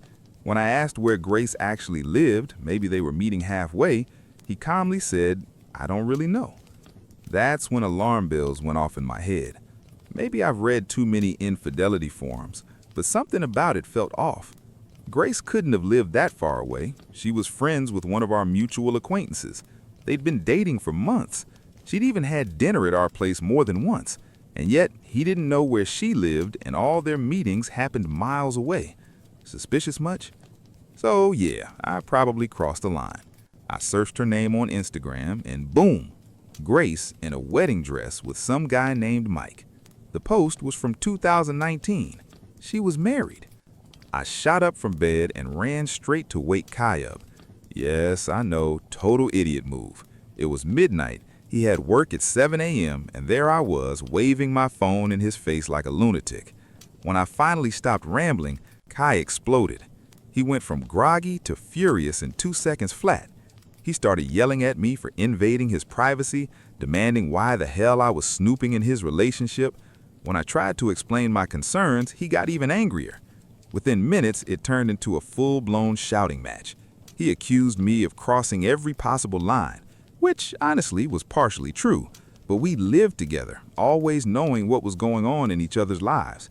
I asked him why he was mad if I was just worried about him. He fired back that I was obsessed with him, that we'd long felt like our friendship had crossed the line, and that's why I was stalking him. That's when I lost it completely. I said things I regret, brought up Marie and told him I wouldn't date him for $1,000,000. He started yelling back, calling me names. It was ugly. Eventually, I stormed out. The next morning, he woke me up before work. I thought he'd cooled off, maybe even come to apologize. But instead, he dropped a bomb. He knew. He'd known Grace was married almost from the start, but didn't care. Apparently, her husband was a good guy, but Grace told Kai she didn't feel anything for him anymore, so he just went along with it. I was stunned. I asked how he'd feel if Marie's lovers knew she was engaged and still slept with her. He got defensive again, shouting at me not to bring up Marie. We argued, not as loud as the night before, but still heated. He said he'd kept it secret because he knew I'd make a scene. I told him that cheating was a deep wound for me, and I'd expected it to be the same for him. But he looked me straight in the eyes and said, "It's not." Then he added that living with me was already like being in a relationship, and that I had no right to interfere in his personal life. That one really hit hard. I said, "Fine, date whoever you want. I just wanted you to know you're helping someone cheat." He shrugged, said he didn't care, and left for work. I wasn't his mother, I couldn't control him, but I thought he deserved to know he'd become the other man. If I were in his place, I'd want someone to tell me the truth. And if someone told me my partner was cheating, I'd end it instantly. But Kai's moral compass, it seems, worked differently. We kept living together for a bit, but the atmosphere became cold and strained. I lost respect for him. He still saw Grace, and worse, seemed convinced I had feelings for him. Eventually, I packed my things and moved in with a friend. It turned out to be the best decision, even though it was far from work. As for my ex-husband, not long after the divorce was finalized, he got engaged to another woman. Right after I'd moved out, I hit rock bottom. There was chaos at school over AI and student essays. I was trying to build a new life in a place where I knew no one, and the loneliness was eating me alive. I tried a few dates, but they were all so mediocre I gave up, which somehow made the loneliness worse. And just when I thought things couldn't get any bleaker, my ex reached out. He told me about his engagement, his new life, and how happy he was. Said he was working on self-improvement and wanted to apologize in person. He promised it wasn't a date, that he expected nothing from me. I should have said no, but I was emotionally drained, and the idea of closure sounded like relief. So I agreed. At first, it was civil. We exchanged small talk. He even gave a genuine apology. But then he started asking questions. How was I doing? Was I seeing anyone? And when he realized I wasn't doing great, that smirk appeared, that same smug Cheshire grin I'd seen before. He started bragging about his new fiancée, about how beautiful she was, about how amazing his life had become. Then he said, "Honestly, our breakup was a blessing in disguise." It felt like a knife in my chest. All those years I'd given him, and he called them a burden. Eventually, I made some excuse and left. I wasn't invited to the wedding, obviously, and I regretted agreeing to meet him at all. But life has a way of surprising you when you least expect it. After months of dragging myself through the days, I finally went on another date. That's when I met Chase, 29, bright, kind, a total goofball. He's the best thing that ever happened to me. I used to think I needed a brooding, mysterious man to balance my energy. But here's my advice. If you're a sunny person, don't look for someone dark to complete you.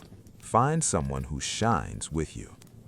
Chase makes me laugh every day. There are no fake conversations, no one-sided love, just two weird, happy people being completely themselves. We joke, we dream, we build new memories, and life finally feels alive again. Now it's 2025. I've got my own place near work. I even started going back to my old gym. And of course, that's where I saw Kai again. He didn't notice me first, but when he did, he came right up, apologized sincerely, and said he regretted how things ended. Told me he'd be glad if we could talk again someday. Maybe we will, maybe not. Honestly, he feels like a character from the first movie who suddenly shows up in the sequel, someone from a chapter that's long since closed. My life now feels completely different. With Chase, with my own home, with peace and laughter. Well, except for one thing. The lotion man. Yes, I finally showed Chase the infamous drawing. My hands were shaking, but I did it. He burst out laughing so hard he cried. Now it's become our little tradition. We've got the soap man, the ketchup man, the cream man, even the floor man. Don't ask. Everything with a doodled face becomes a character, and each has a ridiculous accent.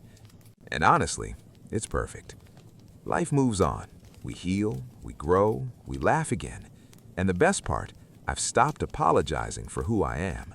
Because if you shine too bright for the box you're in, the problem isn't your light, it's the box. So get out of it. I'll never apologize again for being myself. Story 8.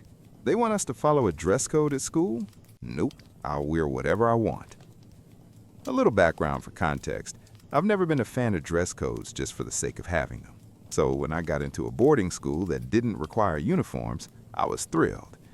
Honestly, I don't even hate dress codes in principle. My problem is always with how people interpret them. For example, if the rules say socks should be black or blue, 99.9% of people will assume it means navy blue. I'm the kind of person who show up in sky blue socks just to prove a point. Not to make trouble, but simply to share a sly grin with a handful of people who think, well, it does just say blue. It's my way of reminding the bureaucrats who wrote the rules that they aren't as airtight as they think.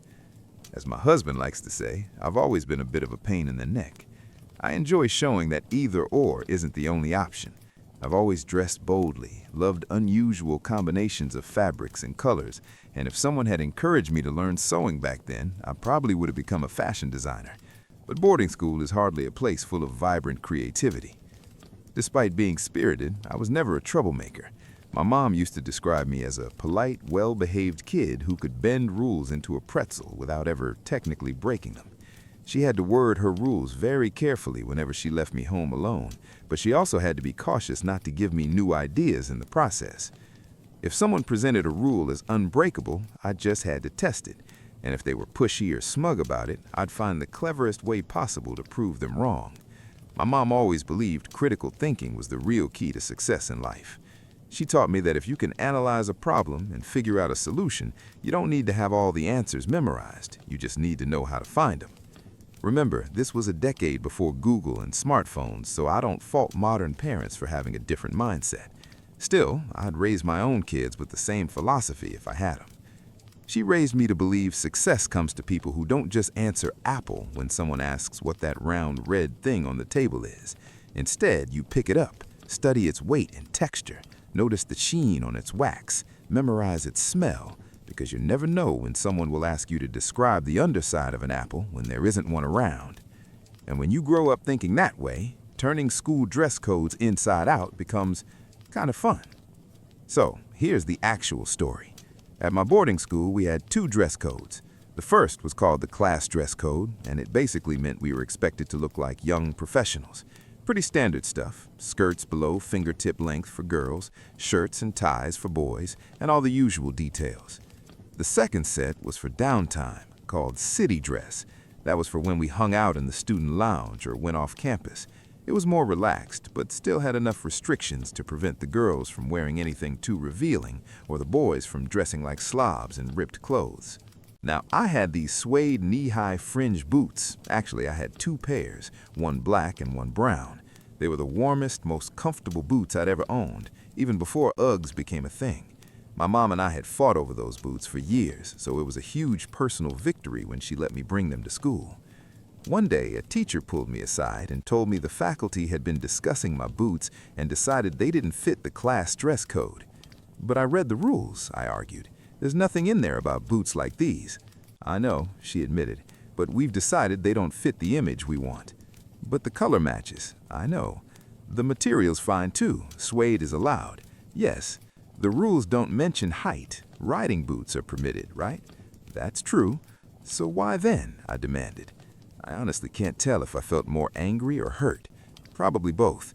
This teacher was someone I respected, someone who had always been kind to me, and I immediately understood why they sent her to talk to me instead of someone else, because I wasn't the type to throw a tantrum or cause a scene. I was the type to plan my revenge quietly. "All right then," I said calmly, and walked away. That night, I studied the dress code rules word for word, line by line. I read through every single sentence of that dress code over and over again. I even said the rules out loud, picked up every piece of clothing listed, and examined it like I was some alien who only had this manual and a piece of fabric to figure out why humans wear these things.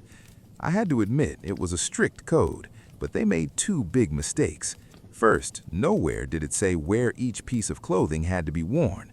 Second, there was no mention that you even had to look presentable. The rules only specified colors and lengths: skirts below fingertip length, socks above the ankle, sleeves covering elbows, and so on. Shoes had to be in muted tones, black, brown, or other earthy shades like my fringe boots, but nowhere did it say you couldn't show up and say elf shoes.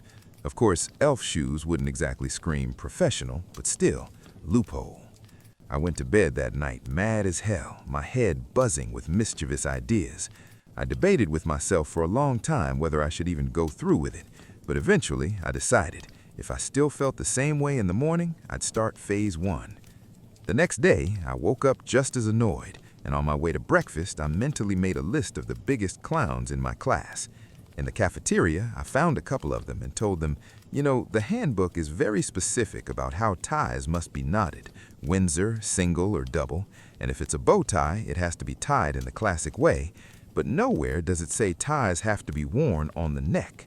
The rule just says they must be properly tied. I suggested they read it carefully that evening and decide for themselves what to do with that little loophole. The following day, ties were everywhere. On wrists, wrapped around glasses, tied across foreheads, looped around ankles, knees, thighs, even wrapped around fists like someone was stopping a nosebleed. If you could tie a Windsor knot on some body part, one of the boys in our school had done it. I was ridiculously proud of myself. Phase 1 was a total success. The teachers were irritated, of course, though plenty of students found it hilarious, until math class.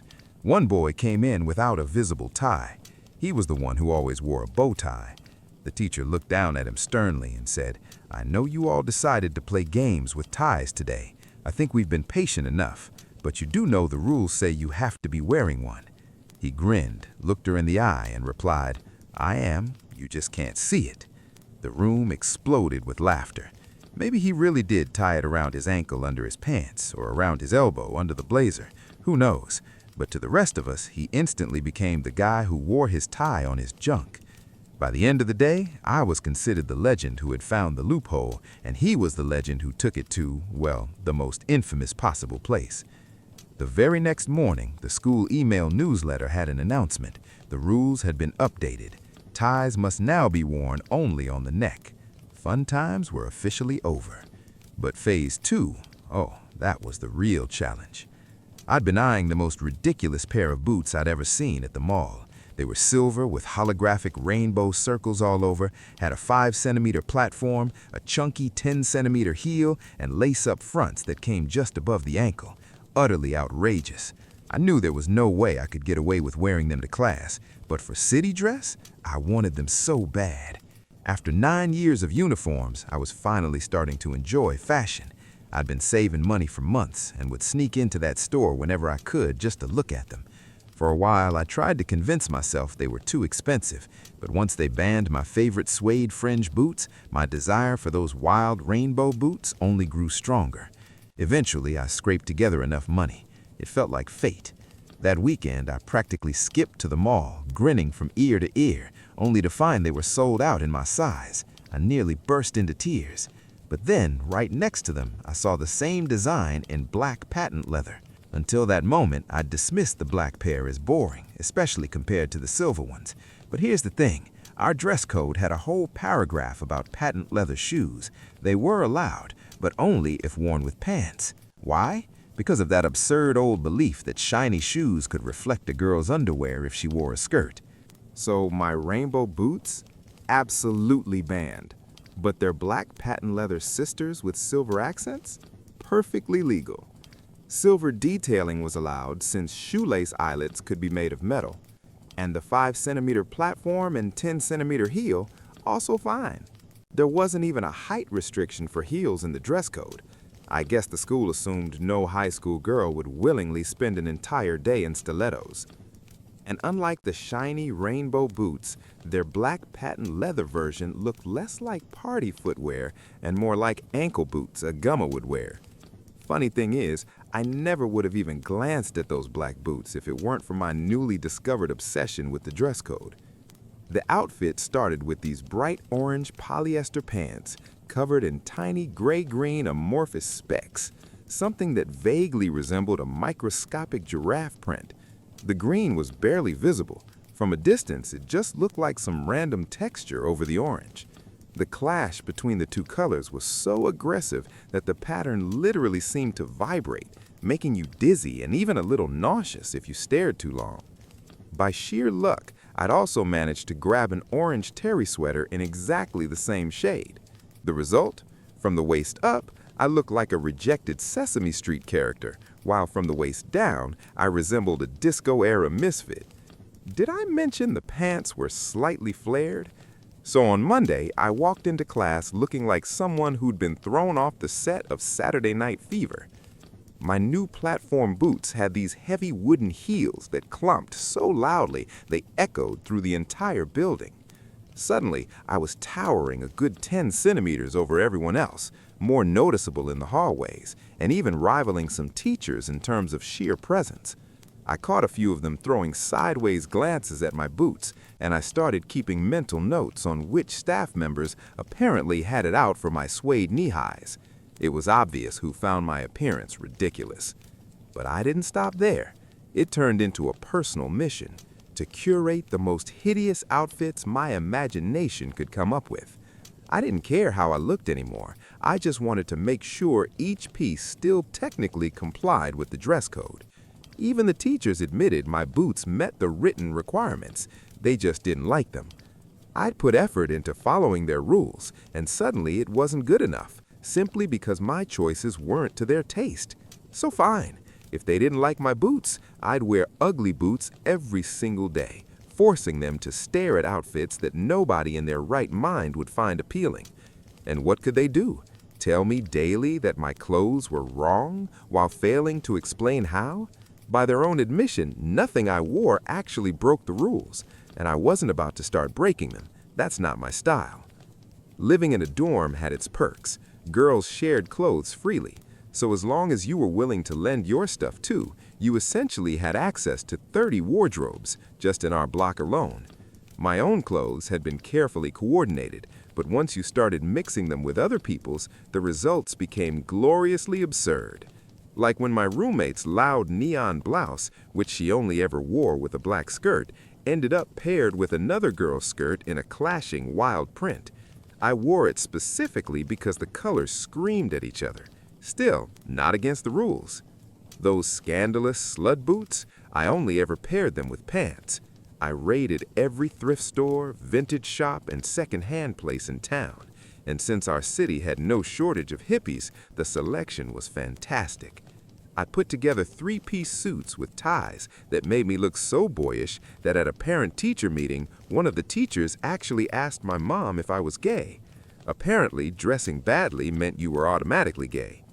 I'd braid my bangs into a thin plait, clip a heavy earring to the end so it dangled, and then swing it back and forth over my desk or book only during the lessons of the teachers I suspected of discriminating against my boots.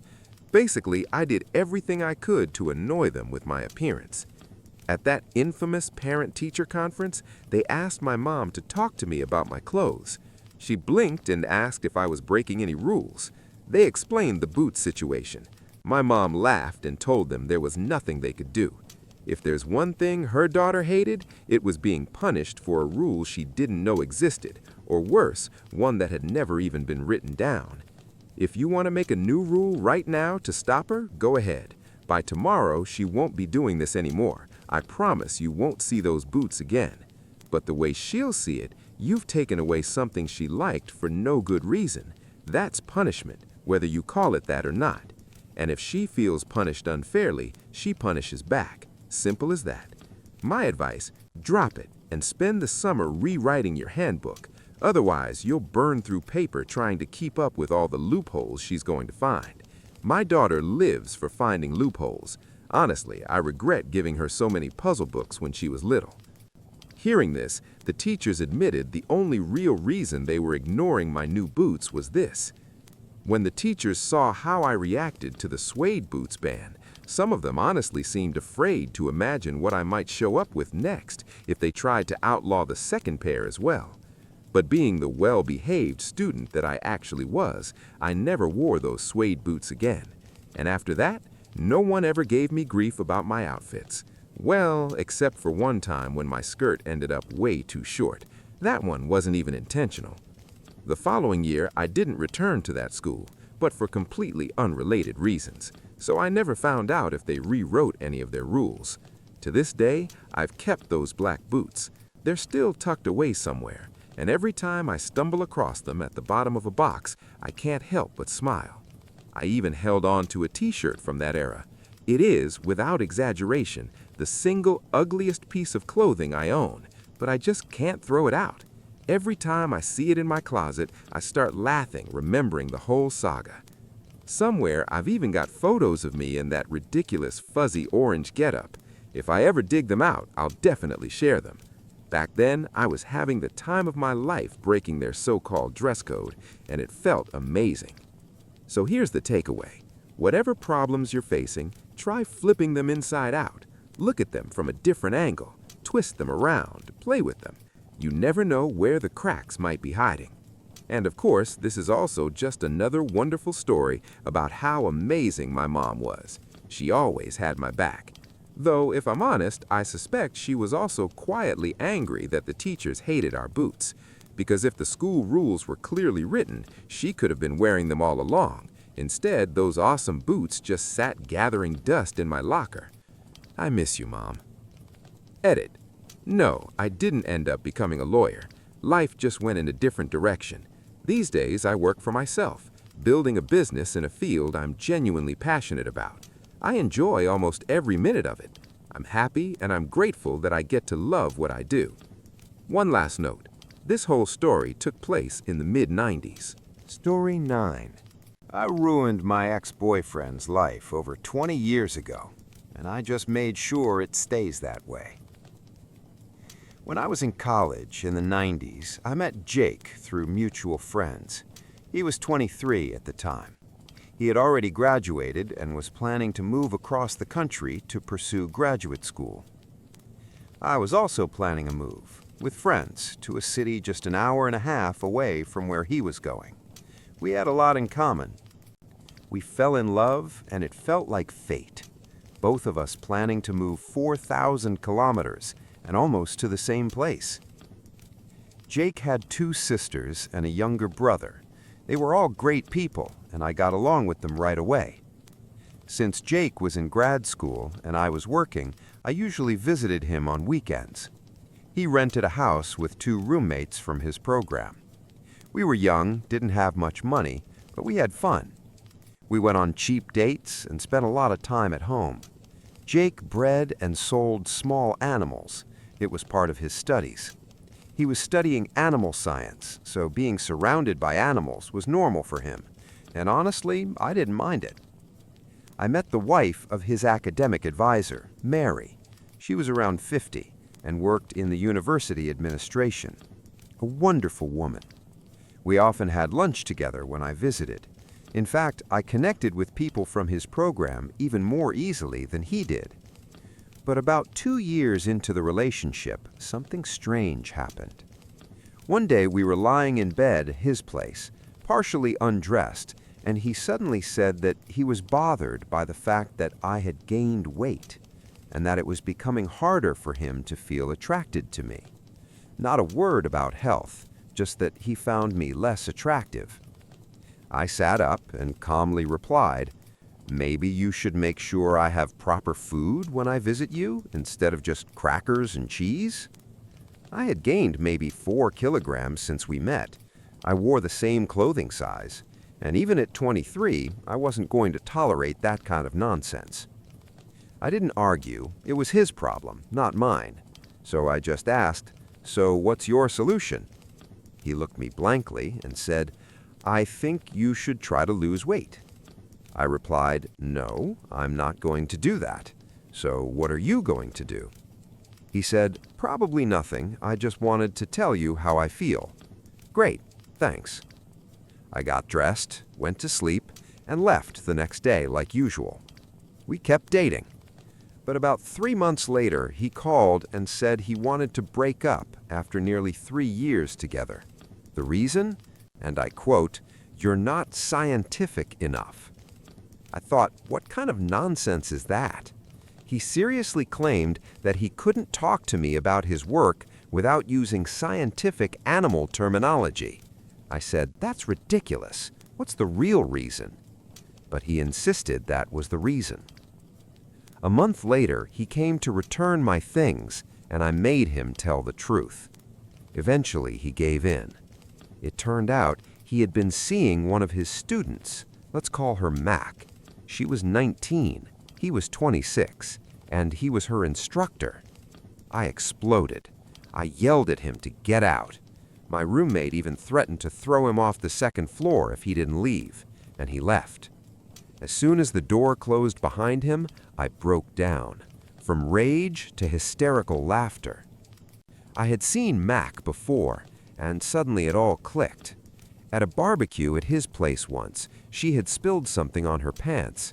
Jake asked if I could lend her a pair of sweatpants. I couldn't. I wore a size 44-46, and she was significantly bigger. And suddenly everything made sense. His comment about my weight was never about me. He just wanted me to break up with him because he was a coward.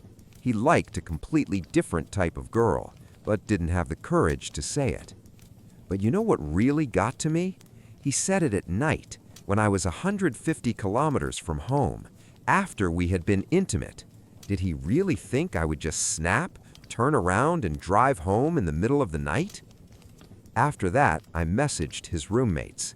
I thanked them for everything and told them we had broken up. And they already knew. They said they had demanded he tell me the truth. Otherwise, they would have told me themselves. That's why he came up with that nonsense about me not being scientific enough. One of the roommates, George, was a very sweet and attractive guy. He offered to bring my things over and said, "Come over this weekend. We'll have some drinks, relax."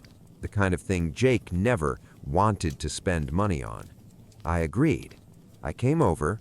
Jake wasn't home. George let me in. And that's when things got interesting. I started taking photos of all his animals because I knew one important thing. He had an animal that was on the endangered species list, and you couldn't legally keep it without a permit. All he had to do was file paperwork and pay $25, but he always said, "I don't want the government in my business." I photographed everything, the conditions, the cages, and another animal that was completely illegal to keep in that state. It was right by the window, visible from the street. Then George and I went into town. We got back around midnight, and we made sure Jake and Max saw us. Me in a short dress, a little drunk, George almost carrying me. We were loud on purpose, laughing, joking, even pretending there was something going on between us so they could hear. I spent the night in George's room. He behaved like a gentleman, but a few times walked out into the hallway just in his boxers. Pure coincidence, of course. In the morning, as I was leaving, Jake said, "You don't have to act like a..." I slowly ate a donut in a wrinkled dress with messy hair. George kissed me on the top of my head. Max sat there not knowing where to look. I smiled and said, "Enjoy my leftovers," and left. At the time, I thought that was my revenge. But no, that was just the beginning. The next day, I developed the film. Yes, the good old days. And immediately called the Department of Natural Resources. I reported everything, the animals, the conditions, the overcrowding, and especially the two that were illegal to keep in that state. I simply asked how to properly file a report, and then I did. I destroyed my ex-boyfriend's life more than 20 years ago. and I just made sure it stays that way. As it turned out, Jake wasn't liked. Not by his classmates, not even by his own roommates. But me? People liked me. George and another roommate decided to take things further. They filed a complaint with the university about a teaching assistant who was sleeping with his student and giving her preferential treatment. That same night we went bar hopping. They told the story to everyone they knew. The program was small, and the news spread fast. I made another move, too. I called Mary, his advisor's wife, and I told her directly he admitted himself that he's sleeping with a student. I even had his emails where he confirmed it. I sent them to her. Mary was furious. She immediately passed everything to her husband, Jake's advisor. And then it all started. A couple of weeks later, George calls me, emotional. They're here, inspectors. They're taking the animals. Mac was at home, and trying to save the situation, she said, all the animals belong to Jake. That automatically cleared the roommates of responsibility. The inspectors knew exactly where to look.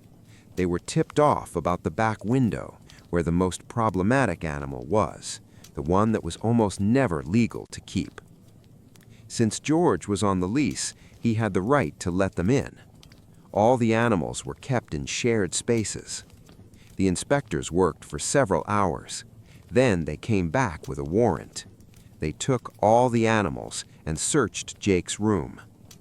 The only thing they left were a few guppies in a tank. Now, the most painful part for him. Graduate students live off grants, and he had just received a federal grant around the time we broke up. I called them and simply asked, how do I report that someone with a federal grant is under investigation for illegal animal possession? The result? He lost the grant and had to pay back nearly $30,000. He will never be able to get federal funding again. He wasn't jailed. The animals were in decent condition, but he lost all his animals, paid about $15,000 in fines. 2 animals were transferred to a wildlife center. The university didn't stay out of it either. He lost his stipend, was fired from teaching, essentially had his academic career destroyed, and all because of one thing. He was sleeping with a student. He couldn't even wait 4 weeks until the end of the course when it would have been technically allowed. His arrogance destroyed him. A few months later, I wrote to his sisters, told them I missed them. They replied and told me he had lied to the family, said I broke up with him because of distance. I just forwarded him his own email where he said he had fallen in love with Mac. And that settled everything. I moved on, finished my studies, built a career. And you know what I do now? I help scientists and doctors explain complex things in simple terms. Ironic, right? And him? He married Mac, 2 kids, went back to breeding animals. 20 years passed, and one day I'm giving a lecture at a university, 250 people in the room. And suddenly I hear, "Hey, long time no see." I turn around. It's him, Jake. I pretended I didn't recognize him. "Sorry, do I know you?" He said, "It's me, Jake." I paused and said, I guess my memory just erased you," and walked away. Later, I found out he was there for a job interview for a teaching position. They were seriously considering hiring him. And then I said just one sentence. "It's strange he's still teaching after what happened at University X." That was enough. They checked and found everything. The scandal with the student, the lost grant, the investigation, the old complaints. And you know what? He didn't get the job. Karma. Sometimes it works perfectly. And my conclusion? If the person who's supposed to love you humiliates you because of your appearance, the problem isn't you. The problem is them. Story 10. My narcissistic sister tried to hurt me, but for years my family brushed it off like it was just a joke. Now, though, everyone is finally starting to see how unstable her behavior really is. A bit of background. I'm the second youngest out of 5 kids. I have 2 older brothers and 1 older sister. Let's call her X.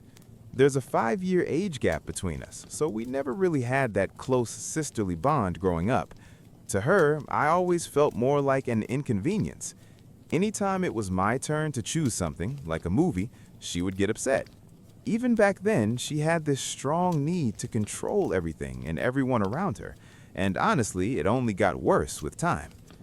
I'm about to turn 19, and X is now 24. Earlier this year, in June, her boyfriend, let's call him Y, proposed to her during a family beach day. He had set up this big romantic display with white letters made of rose petals before we even arrived. She was ecstatic and immediately said yes. My parents and siblings were all thrilled. Our youngest sibling is only 4, so he didn't really understand what was going on. And that's when the chaos started. From the moment she got engaged, X basically turned into a full-on dictator bride, with my mom backing her up. Here's a list of her rules. All bridesmaids must pay for their own dresses, a soft pink gown costing $300, plus shoes, hair, and makeup. Every bridesmaid must attend all pre-wedding events, including a spa bachelorette party, $800 per person, and a weekend trip to Toronto with a 2-night stay at the Fairmont, $1,000. Guests must pay a $150 deposit to attend the wedding banquet or they lose their spot. Gifts must come strictly from her registry. Anything else will be returned. Bridesmaids must visit a beauty salon every 6 weeks at their own expense to maintain perfect hair and skin for photos. Tattoos must be hidden. Dresses must cover the neck, wrists, and ankles. Only the bride is allowed visible tattoos or bright hair. Everyone else must keep natural hair or wear a wig, again at their own cost. Dresses are only available up to size 10. Anyone bigger has to lose weight. I'm a size 12, and she straight up called me fat and even gave me a keto diet book. No one, including vendors, is allowed to contact the bride or groom directly. Everything must go through the bridesmaids. She even created a shared wedding email and expects us to just know what's acceptable without asking. We're also expected to track guest payments and gifts, reminding people about deposits and monitoring what they plan to give. Talking about all of this out loud made me realize how insane the situation actually is. I'm seriously considering speaking to a therapist at my university and possibly moving into a dorm. I even called my aunt, who's also my godmother, and she told me straight up that my mom's behavior is just as concerning. She advised me to have a serious talk with my parents, not only about the wedding, but also about how they've always favored my sister. She also said she's ready to step in if things escalate. Some people pointed out that money plays a huge role in situations like this. If my sister doesn't come back down to reality, people like me simply won't be able to participate in her wedding. I tried explaining that to her, but she refuses to listen. The thing is, her fiancé earns over $120,000 a year in IT, and she makes around $100,000 as an accountant. They could easily afford all of this themselves. At that point, I told both my mom and my sister that I wouldn't be involved unless someone covered all my expenses. My mom keeps pretending everything is fine, but my sister is acting like a spoiled diva, and that approach clearly isn't working. Ironically, her fiancé is very calm, which is probably why they work as a couple. He's the only one who can actually calm her down. About the $150 entry fee, my family tried to convince me it's some kind of Italian tradition, but I found out that's completely false. I'll have to explain to my mom that I simply don't have that kind of money. Honestly, my sister could have just invited me as a regular guest. She already has 13 bridesmaids, 12 plus one maid of honor. The number comes from the groom's close group of 13 brothers from his class, which apparently means a lot to him. When I confronted my sister, she told me it was my responsibility as her sibling to save money for this. Meanwhile, my parents are already planning to spend around $100,000 on the wedding, so apparently giving me $2,000 for expenses is too much. I'm also starting university soon, which will cost around $177,000. Then I found out something shocking. My parents had actually set aside $25,000 for each of us kids. The deal was, once we turned 19 and started university, that money would be ours to use. My dad even confirmed it with bank statements. He was about to transfer my share to me. But after my sister got engaged, things changed. Apparently, she had told my mom she always felt like a neglected child. She's used that phrase before, and I think it really got to my mom. Feeling guilty, my mom decided she could redirect money from all the kids' accounts to fund the wedding.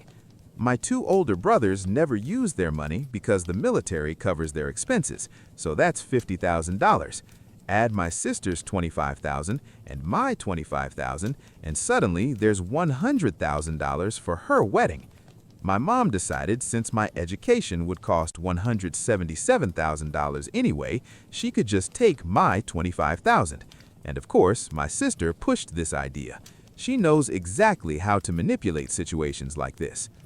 There's also deeper history behind all of this. After I was born, my mom suffered severe postpartum depression and was hospitalized for 4 months. During that time, my dad had to take care of all of us, and a nanny looked after me. My sister, who was about 5 years old at the time, ended up getting the least attention, and she never forgot it. She didn't blame my mom, she blamed me. At one point, she even tried to suffocate me with a pillow. My mom stopped her in time, but the family later turned it into a funny story, probably as a coping mechanism. Growing up, she constantly used manipulation to get her way. At first, it was small things, toys, attention, but as she got older, it turned into bigger demands, like expensive trips, and now this wedding. This is also why I've always been closer to my dad than my mom. We actually had a somewhat normal relationship when I was around 12, but everything changed again when my mom got pregnant with our youngest sibling. That pregnancy wasn't planned, and somehow I became the target of my sister's resentment again. Update 2. Now for what actually happened. We finally had a serious conversation. I explained everything. How unfair it was, the financial pressure, and how it affected me. My dad completely lost it when he realized what was going on. He had no idea about the $100,000 plan. I showed him screenshots, especially where my mom kept saying, "Your father and I agreed," which wasn't true at all. We resolved the wedding issue. I'm not required to attend. Then my parents asked me to leave the room so they could talk privately. Later, my dad asked me why I never came to him earlier. Instead of answering directly, I showed him everything I had written. He was furious. He immediately called my sister and demanded she come home, but she refused, saying she was with her fiance's family. When he insisted, she hung up and blocked him. After that, my mom came to talk to me privately. She opened up about her postpartum depression and things I had never known before. We managed to reconnect a bit. I asked her if my sister would agree to therapy, since she clearly believes those early childhood events affected her so deeply. My mom said she would try, but she can't force her. I told her that if my sister refuses therapy, I will cut contact with her completely. My dad reassured me that I would get my $25,000 and I don't have to attend the wedding. He even joked that since she's charging guests $150, she can fund her wedding that way. We also confirmed that the $150 tradition is completely fake. Even the groom's mother was shocked when she heard about it. The only somewhat similar tradition is a money dance at some weddings, but nothing like mandatory payments. So, my sister showed up about 5 hours later. while the groom's mother was still there. She acted sweet and polite, like nothing was wrong. But the moment the woman left, everything exploded. It was like a switch flipped. My sister immediately started demanding to know why my dad had interrupted their evening and forced her to come home. Dad didn't even try to be polite. He said he didn't care about their plans and told her to sit down. She refused at first, and they began arguing. Eventually, she sat down, but only after Dad used a mix of pressure, financial threats, and even saying he would tell the groom's mother what she's really like, something her fiancé apparently hasn't fully seen yet. I was asked to leave the room again. From outside, I could hear shouting, accusations, and manipulation. My sister started threatening to cut off contact with the family or even prevent my parents from seeing their future grandchildren. She tried pushing my mom back into agreeing to the original $100,000 wedding plan, but this time, both my parents stood firm. At one point, my dad snapped and yelled that my mom was not her emotional punching bag and that she wasn't to blame for what happened with her postpartum depression. He told my sister that if she had issues because of it, she needed therapy. Then I was called back into the room. We started going through everything, beginning with the keto diet book. My sister tried to justify her behavior by calling me fat and lazy, but my dad shut that down immediately and defended me. She broke down crying, and my mom asked Dad to be less harsh, which he tried to do. In the end, we talked through everything. For the first time in a long time, I actually felt like a real part of the family, not just someone they dump problems on. Eventually, my sister stormed out, called a taxi, and left, claiming she was being attacked. We decided to wait until Christmas, when my brothers would be back in town, to have a full family discussion about what to do next. Most likely, it will come down to either therapy or cutting her off completely. Meanwhile, my parents are still negotiating the wedding budget with the groom's family. They made it clear that if such a wedding is going to happen, everyone needs to contribute. The groom's family agreed that $100,000 for a wedding is insane. The latest plan is that my sister will receive $15,000, but in reality it's closer to $5,000, since $10,000 has already been spent on her dress. The remaining $10,000 will be saved for something more meaningful. The groom's family also agreed to contribute $15,000, $10,000 for the wedding and $5,000 for the honeymoon. As for my education, tomorrow my dad and I are going to the bank. We're canceling the loan I was pressured into taking and paying a small penalty. Thankfully, since the loan hadn't started yet, the fee is minimal. My dad covered it himself because he agreed I should never have been pushed into taking that loan in the first place. My parents also agreed to pay for my first year of tuition without touching the $25,000 saved for me. That money will now be transferred into a separate account for my future. My relationship with my mom is still a bit strained, and my sister straight up hates me now. She blamed me for everything and said I ruined her relationship with her fiancé and his family. Because of that, she banned me from her wedding and cut me out of her life completely. Honestly, I don't feel like I lost a sister. It feels more like I finally got rid of a villain. I promised my parents I would never treat my younger sister the way I was treated. I want to be someone she can rely on, someone who protects her, just like my dad and brothers protected me. Some comments I saw pointed out something important. My sister literally tried to kill me as a child. That's not something small, it's serious trauma. And the fact that it was later turned into a funny story is deeply concerning. That's not normal. And honestly, people are right. I need answers about why my mom handled it that way and why my sister wasn't kept in therapy longer. She should also apologize for that. The author's clarification. At first, my parents didn't treat the incident as a joke. It was my sister who later started saying it was just a joke, especially as we got older. After that incident, my parents were very careful. They never left me alone with her. Either they were present or my older brother was nearby. Only when I was around 10 and our relationship seemed normal did it start being talked about jokingly. I forgave her and genuinely believed it wasn't serious. Now I understand that wasn't true. She's resented me her entire life. As for therapy, she did go from ages 7 to 10, but she learned how to say exactly what the therapist wanted to hear, so the sessions ended. My dad didn't object, but my mom wanted a second opinion and found one of the best child psychologists in Alberta. He worked with her for almost 4 years. In the end, he said she had improved and learned to cope with her trauma, but honestly, I think she just got really good at pretending. About her fiancé, he knows everything. I sent him a long voice message, and we talked for 2 hours. In the end, he didn't seem very surprised. Looking back, I think he already knew. He also shows some concerning traits himself. Some people asked whether my parents feel like they failed in raising her. I think they do, at least partly. She showed troubling behavior even as a child, pushing, biting, hurting other kids, but I believe the lack of attention from my mom in that critical period really affected her. My dad was busy with my brothers, the nanny focused on me, and an aunt helped with her, but she couldn't replace a mother. Even though things improved for a while, everything changed again when I was 12. That's when my sister told me directly that she hated me, and always had. Around that time, my mom got pregnant again, and my sister started acting out, taking her anger out on me, the house, even the dog.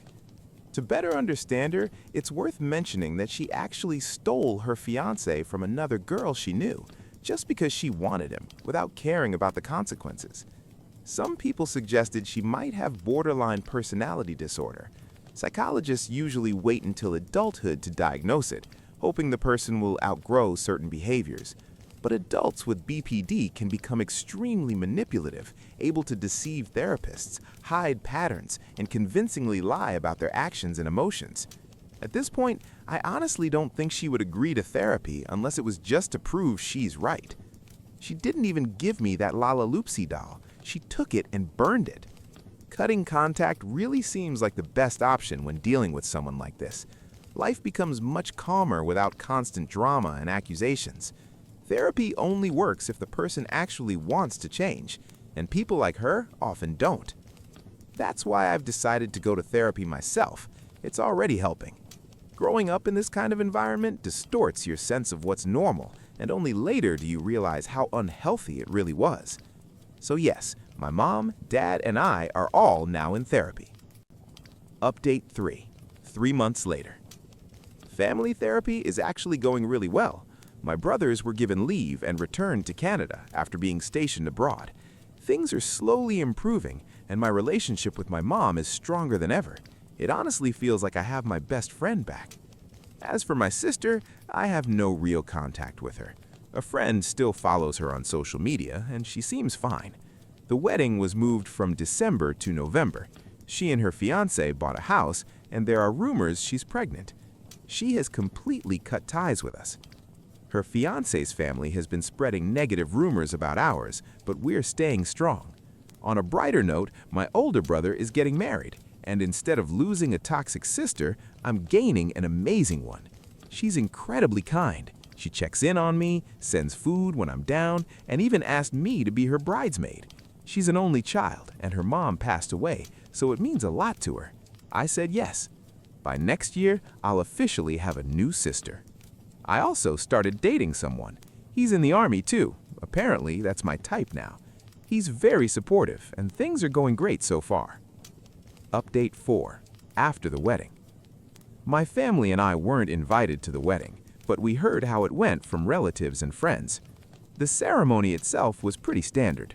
The groom's mother wore an ivory dress, and some guests even brought kids despite it supposedly being a child-free event. The real drama happened at the reception. The groom's mother invited one of his ex-girlfriends, apparently hoping to stir things up, but it didn't work. The ex tried to create tension, but he shut it down quickly and asked her to leave. So honestly, nothing too dramatic happened. They got married, and now they're heading off on their honeymoon. And yes, my sister is pregnant. At the end of the reception, during a slideshow, the final image was an ultrasound with the caption, "Baby surname June 2023." At this point, the story has already sparked plenty of opinions. I don't think there's much more to add. I'm just glad it ended the way it did, because situations like this don't always turn out so well.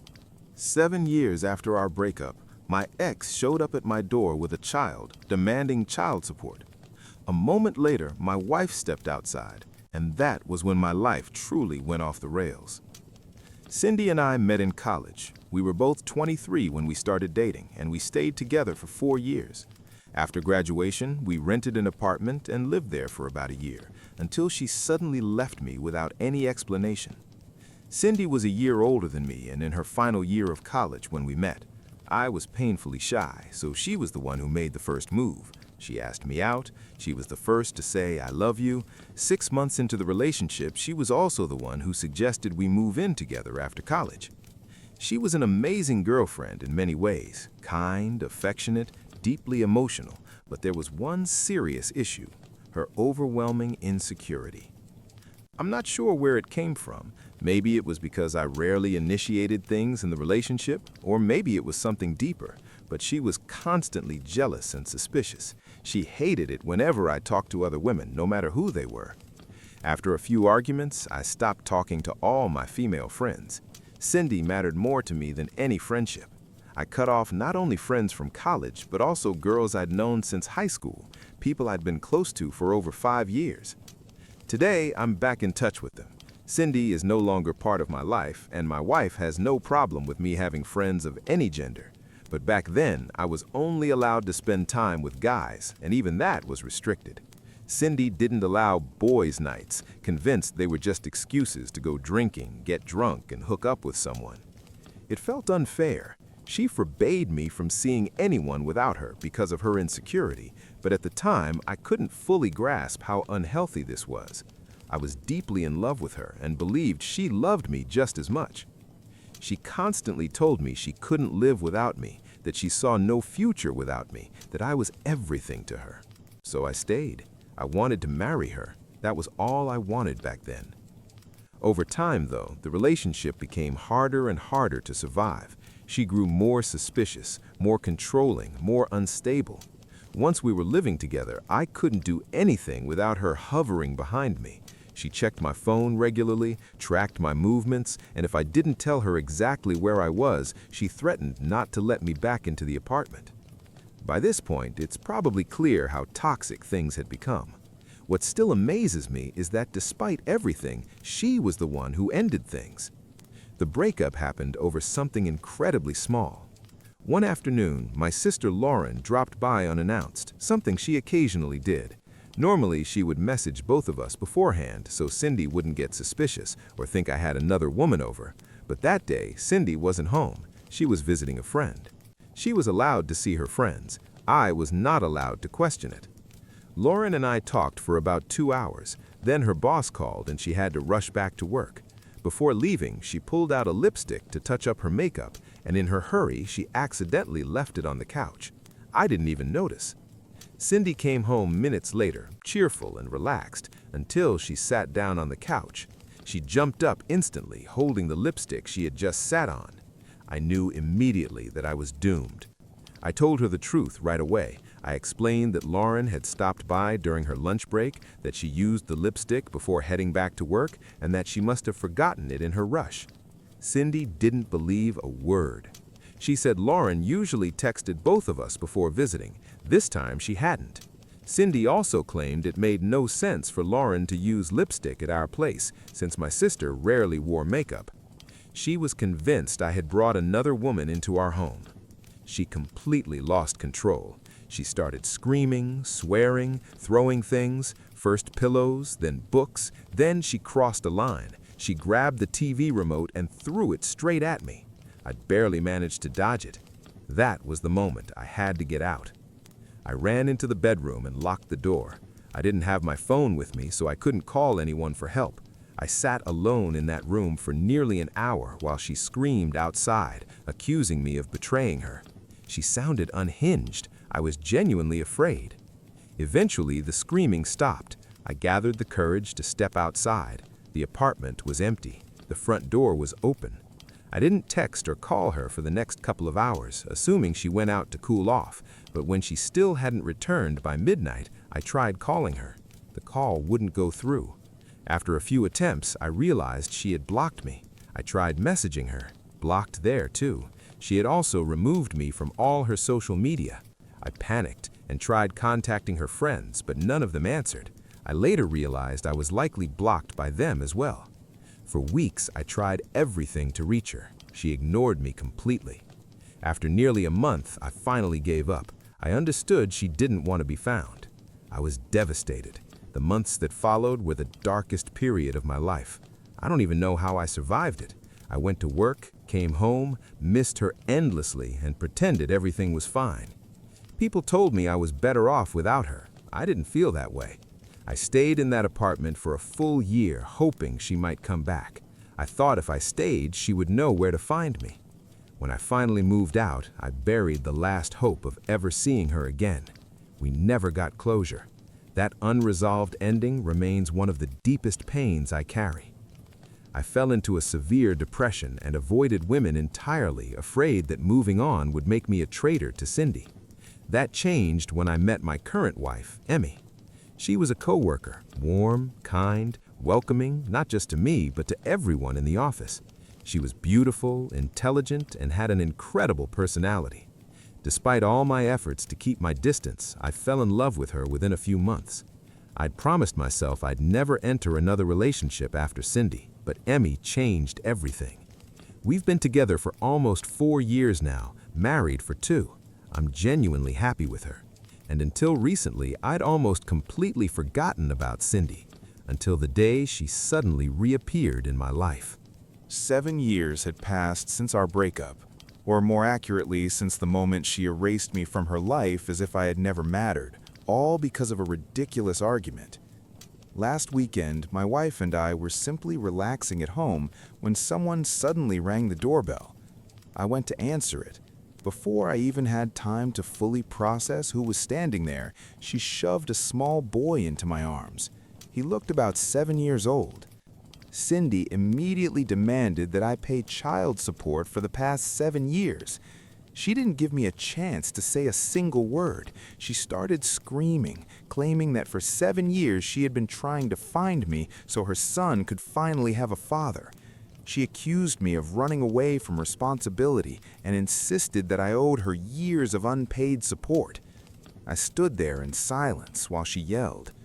I didn't even know how to react. I was completely stunned. I just stood there like an idiot while she kept shouting. The accusations made no sense. I had waited an entire year after she vanished, hoping she would come back. She was the one who left me, not the other way around, and I was absolutely certain that the child wasn't mine. I stayed silent only because I was in shock. I couldn't even speak. When Emmy realized I had disappeared for a while, she came outside to see what was going on, and that was when everything flipped upside down. The moment Cindy saw my wife, all the color drained from her face. It was instantly clear that she was in serious trouble. At the time, I didn't yet understand why, but it was obvious that seeing Emmy completely rattled her. Emmy looked just as shocked to see Cindy standing at our door. Before I could say anything, the two of them started screaming at each other. I couldn't even follow what they were arguing about, but it was obvious they knew each other. This wasn't a first encounter. They went straight for each other, hurling insults, throwing the most vile words imaginable back and forth. Meanwhile, I stood there silently next to the boy, trying to understand what the hell was happening. Then Emmy finally brought out the heavy artillery. She told Cindy that if she didn't leave immediately, she was calling the police. That clearly wasn't an option Cindy wanted.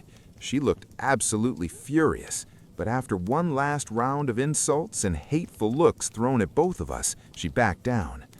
The moment Emmy repeated that she was calling the cops, Cindy grabbed her son and bolted as fast as she could. I had no idea what I had just witnessed. I assumed Emmy would explain everything once Cindy was gone. Instead, things somehow got even stranger. As soon as the door closed, Emmy turned to me and started yelling, asking how I could do this to her, how I could hide something like this from her. I still said nothing. I just stared at her in complete confusion. Her accusations made no sense to me. She acted as if I had deliberately hidden my past relationship with Cindy, but that wasn't true. I had always been open with Emmy. I told her everything about my ex. The only thing I hadn't done was show her pictures of Cindy. Not because I was hiding anything, there was simply nothing to show. I had lost my old phone before we moved into the new house. Every photo I had of Cindy was on that phone. When I lost it, I lost all of them. On top of that, I had already deleted most of our photos from social media because they were too painful to look at. Seeing reminders of how she disappeared without explanation hurt too much. So, first I deleted the photos, then I lost the phone, and that was it. No pictures left anywhere. I never tried to recover them. Honestly, I thought it was for the best. Fewer reminders. A few group photos still existed on my friends' accounts, but I asked them to remove those too. I didn't want to see myself with her. If Emmy had ever asked to see what Cindy looked like, I would have shown her whatever I could find. But she never asked, and digging through other people's albums for old photos felt pointless, especially since Emmy never showed any interest. So she never saw Cindy's face. After everything that happened, Emmy said she needed to go stay with her parents for a while, to cool off, sort through her feelings, and maybe come back later. I begged her to stay, but she left anyway. She said she couldn't be in the same space with me right now and needed time alone to process everything. I didn't even fully understand what she meant. She didn't explain. The whole situation felt like déjà vu, like history repeating itself, just like with Cindy. I was completely crushed. The next day, I finally forced myself to start making calls, trying to understand what was really going on. I called her parents first. They immediately attacked me, saying I should have told them about Cindy beforehand and not let everything explode like this. They tore into me and then hung up without giving me any real answers. Desperate, I called Emmy's older sister. She was the only person left who might explain something. I was lost, and she was my last hope. When she answered, I told her everything that had happened. That was when I finally learned the truth. Cindy and Emmy were cousins. Cindy's real name was Cynthia. The names I'm using here aren't their real ones, and I never called her that myself, which is why Emmy never made the connection. Apparently, Cindy had always been cruel and had been tormenting Emmy since childhood. Their relationship had been strained for years, but everything completely collapsed on Emmy's 18th birthday. Cindy slept with Emmy's boyfriend, the one she had been dating for nearly 3 years. The entire family exploded. Emmy's mother, who was Cindy's mother's sister, caused a massive scandal over Cindy's behavior. Naturally, each side defended their own child, and the families completely cut contact after that. But it didn't end there. Cindy continued to harass Emmy by spreading disgusting rumors about her online. Things escalated so badly that the parents had to intervene again. Only then did Cindy finally leave Emmy alone, and only because her parents forced her to. The cousins never spoke again, until they met again because of me. After that conversation, everything finally made sense. I understood why Emmy lost control when she saw Cindy on our doorstep. Seeing her, or Cynthia as Emmy knew her, dragged painful memories back to the surface for both of us. I spoke to Emmy after that call. Her sister had clearly spoken to her as well, because for the first time, Emmy finally answered my call. Until then, she had been rejecting every one. I told her I understood why she reacted the way she did, but I also told her the truth, that she never asked, never shown any interest in Cindy, and that I never meant to hide anything from her. That made complete sense to me. All of that was in the past, and she was my future. If she had asked me even once about Cindy, I would have shown her a photo immediately, and all of this would have been resolved long ago. I tried to calmly explain my point of view, but for some reason she still believed I was at fault, that I should have talked more about my past relationship. According to her, if I had done that, she might have asked questions herself, and we would have discovered everything earlier. I honestly didn't understand what exactly I had done wrong, and I told her that. That only made things worse. She became even angrier and stopped talking to me, calling me stupid and self-absorbed before hanging up. She said she had gone through hell because of Cindy and expected me to understand that. I replied that I had gone through hell with her too, but I didn't see Emmy trying to understand me. That seemed to hit a nerve. She snapped, "Fine, you win the contest for having the worst ex," and ended the call. Since then, she hasn't answered my calls or messages. I feel like I completely screwed everything up. My wife doesn't lose her temper easily, so it was obvious this was a deeply painful and sensitive subject for her. But damn it, it was painful for me too. Putting all the blame on me alone felt unfair, especially when I genuinely didn't understand what I was supposed to have done differently. The only thing I was grateful for was that Cindy hadn't shown up again. If she kept inserting herself into my life, this mess would only get worse. Update 1. First of all, thank you to everyone who shared advice and thoughts. I truly appreciated every response. For those who asked whether my wife had ever mentioned being bullied in the past, no, she hadn't. She never talked about her childhood. I only learned about it after speaking with her sister. Even though I knew this wasn't technically my fault, I decided to take initiative and go to my wife's parents' house. I wanted to save our relationship. I understood that if I wanted to be with Emmy, I had to try to fix things, even if I wasn't the one who caused them. Because we're supposed to fight the problem together, not each other.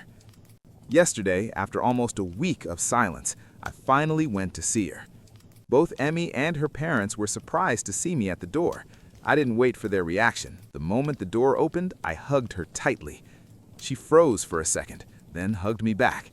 We stood there like that for several minutes without saying a word. The past week had been brutal for both of us, and we both realized that more than anything, we just wanted to be together. Who was right and who was wrong no longer mattered. As soon as I let go, she apologized and broke down crying. She admitted she had genuinely thought she'd lost me forever because of her outburst after Cindy's visit and the way she behaved afterwards. She admitted she acted irrationally and unfairly, apologizing over and over.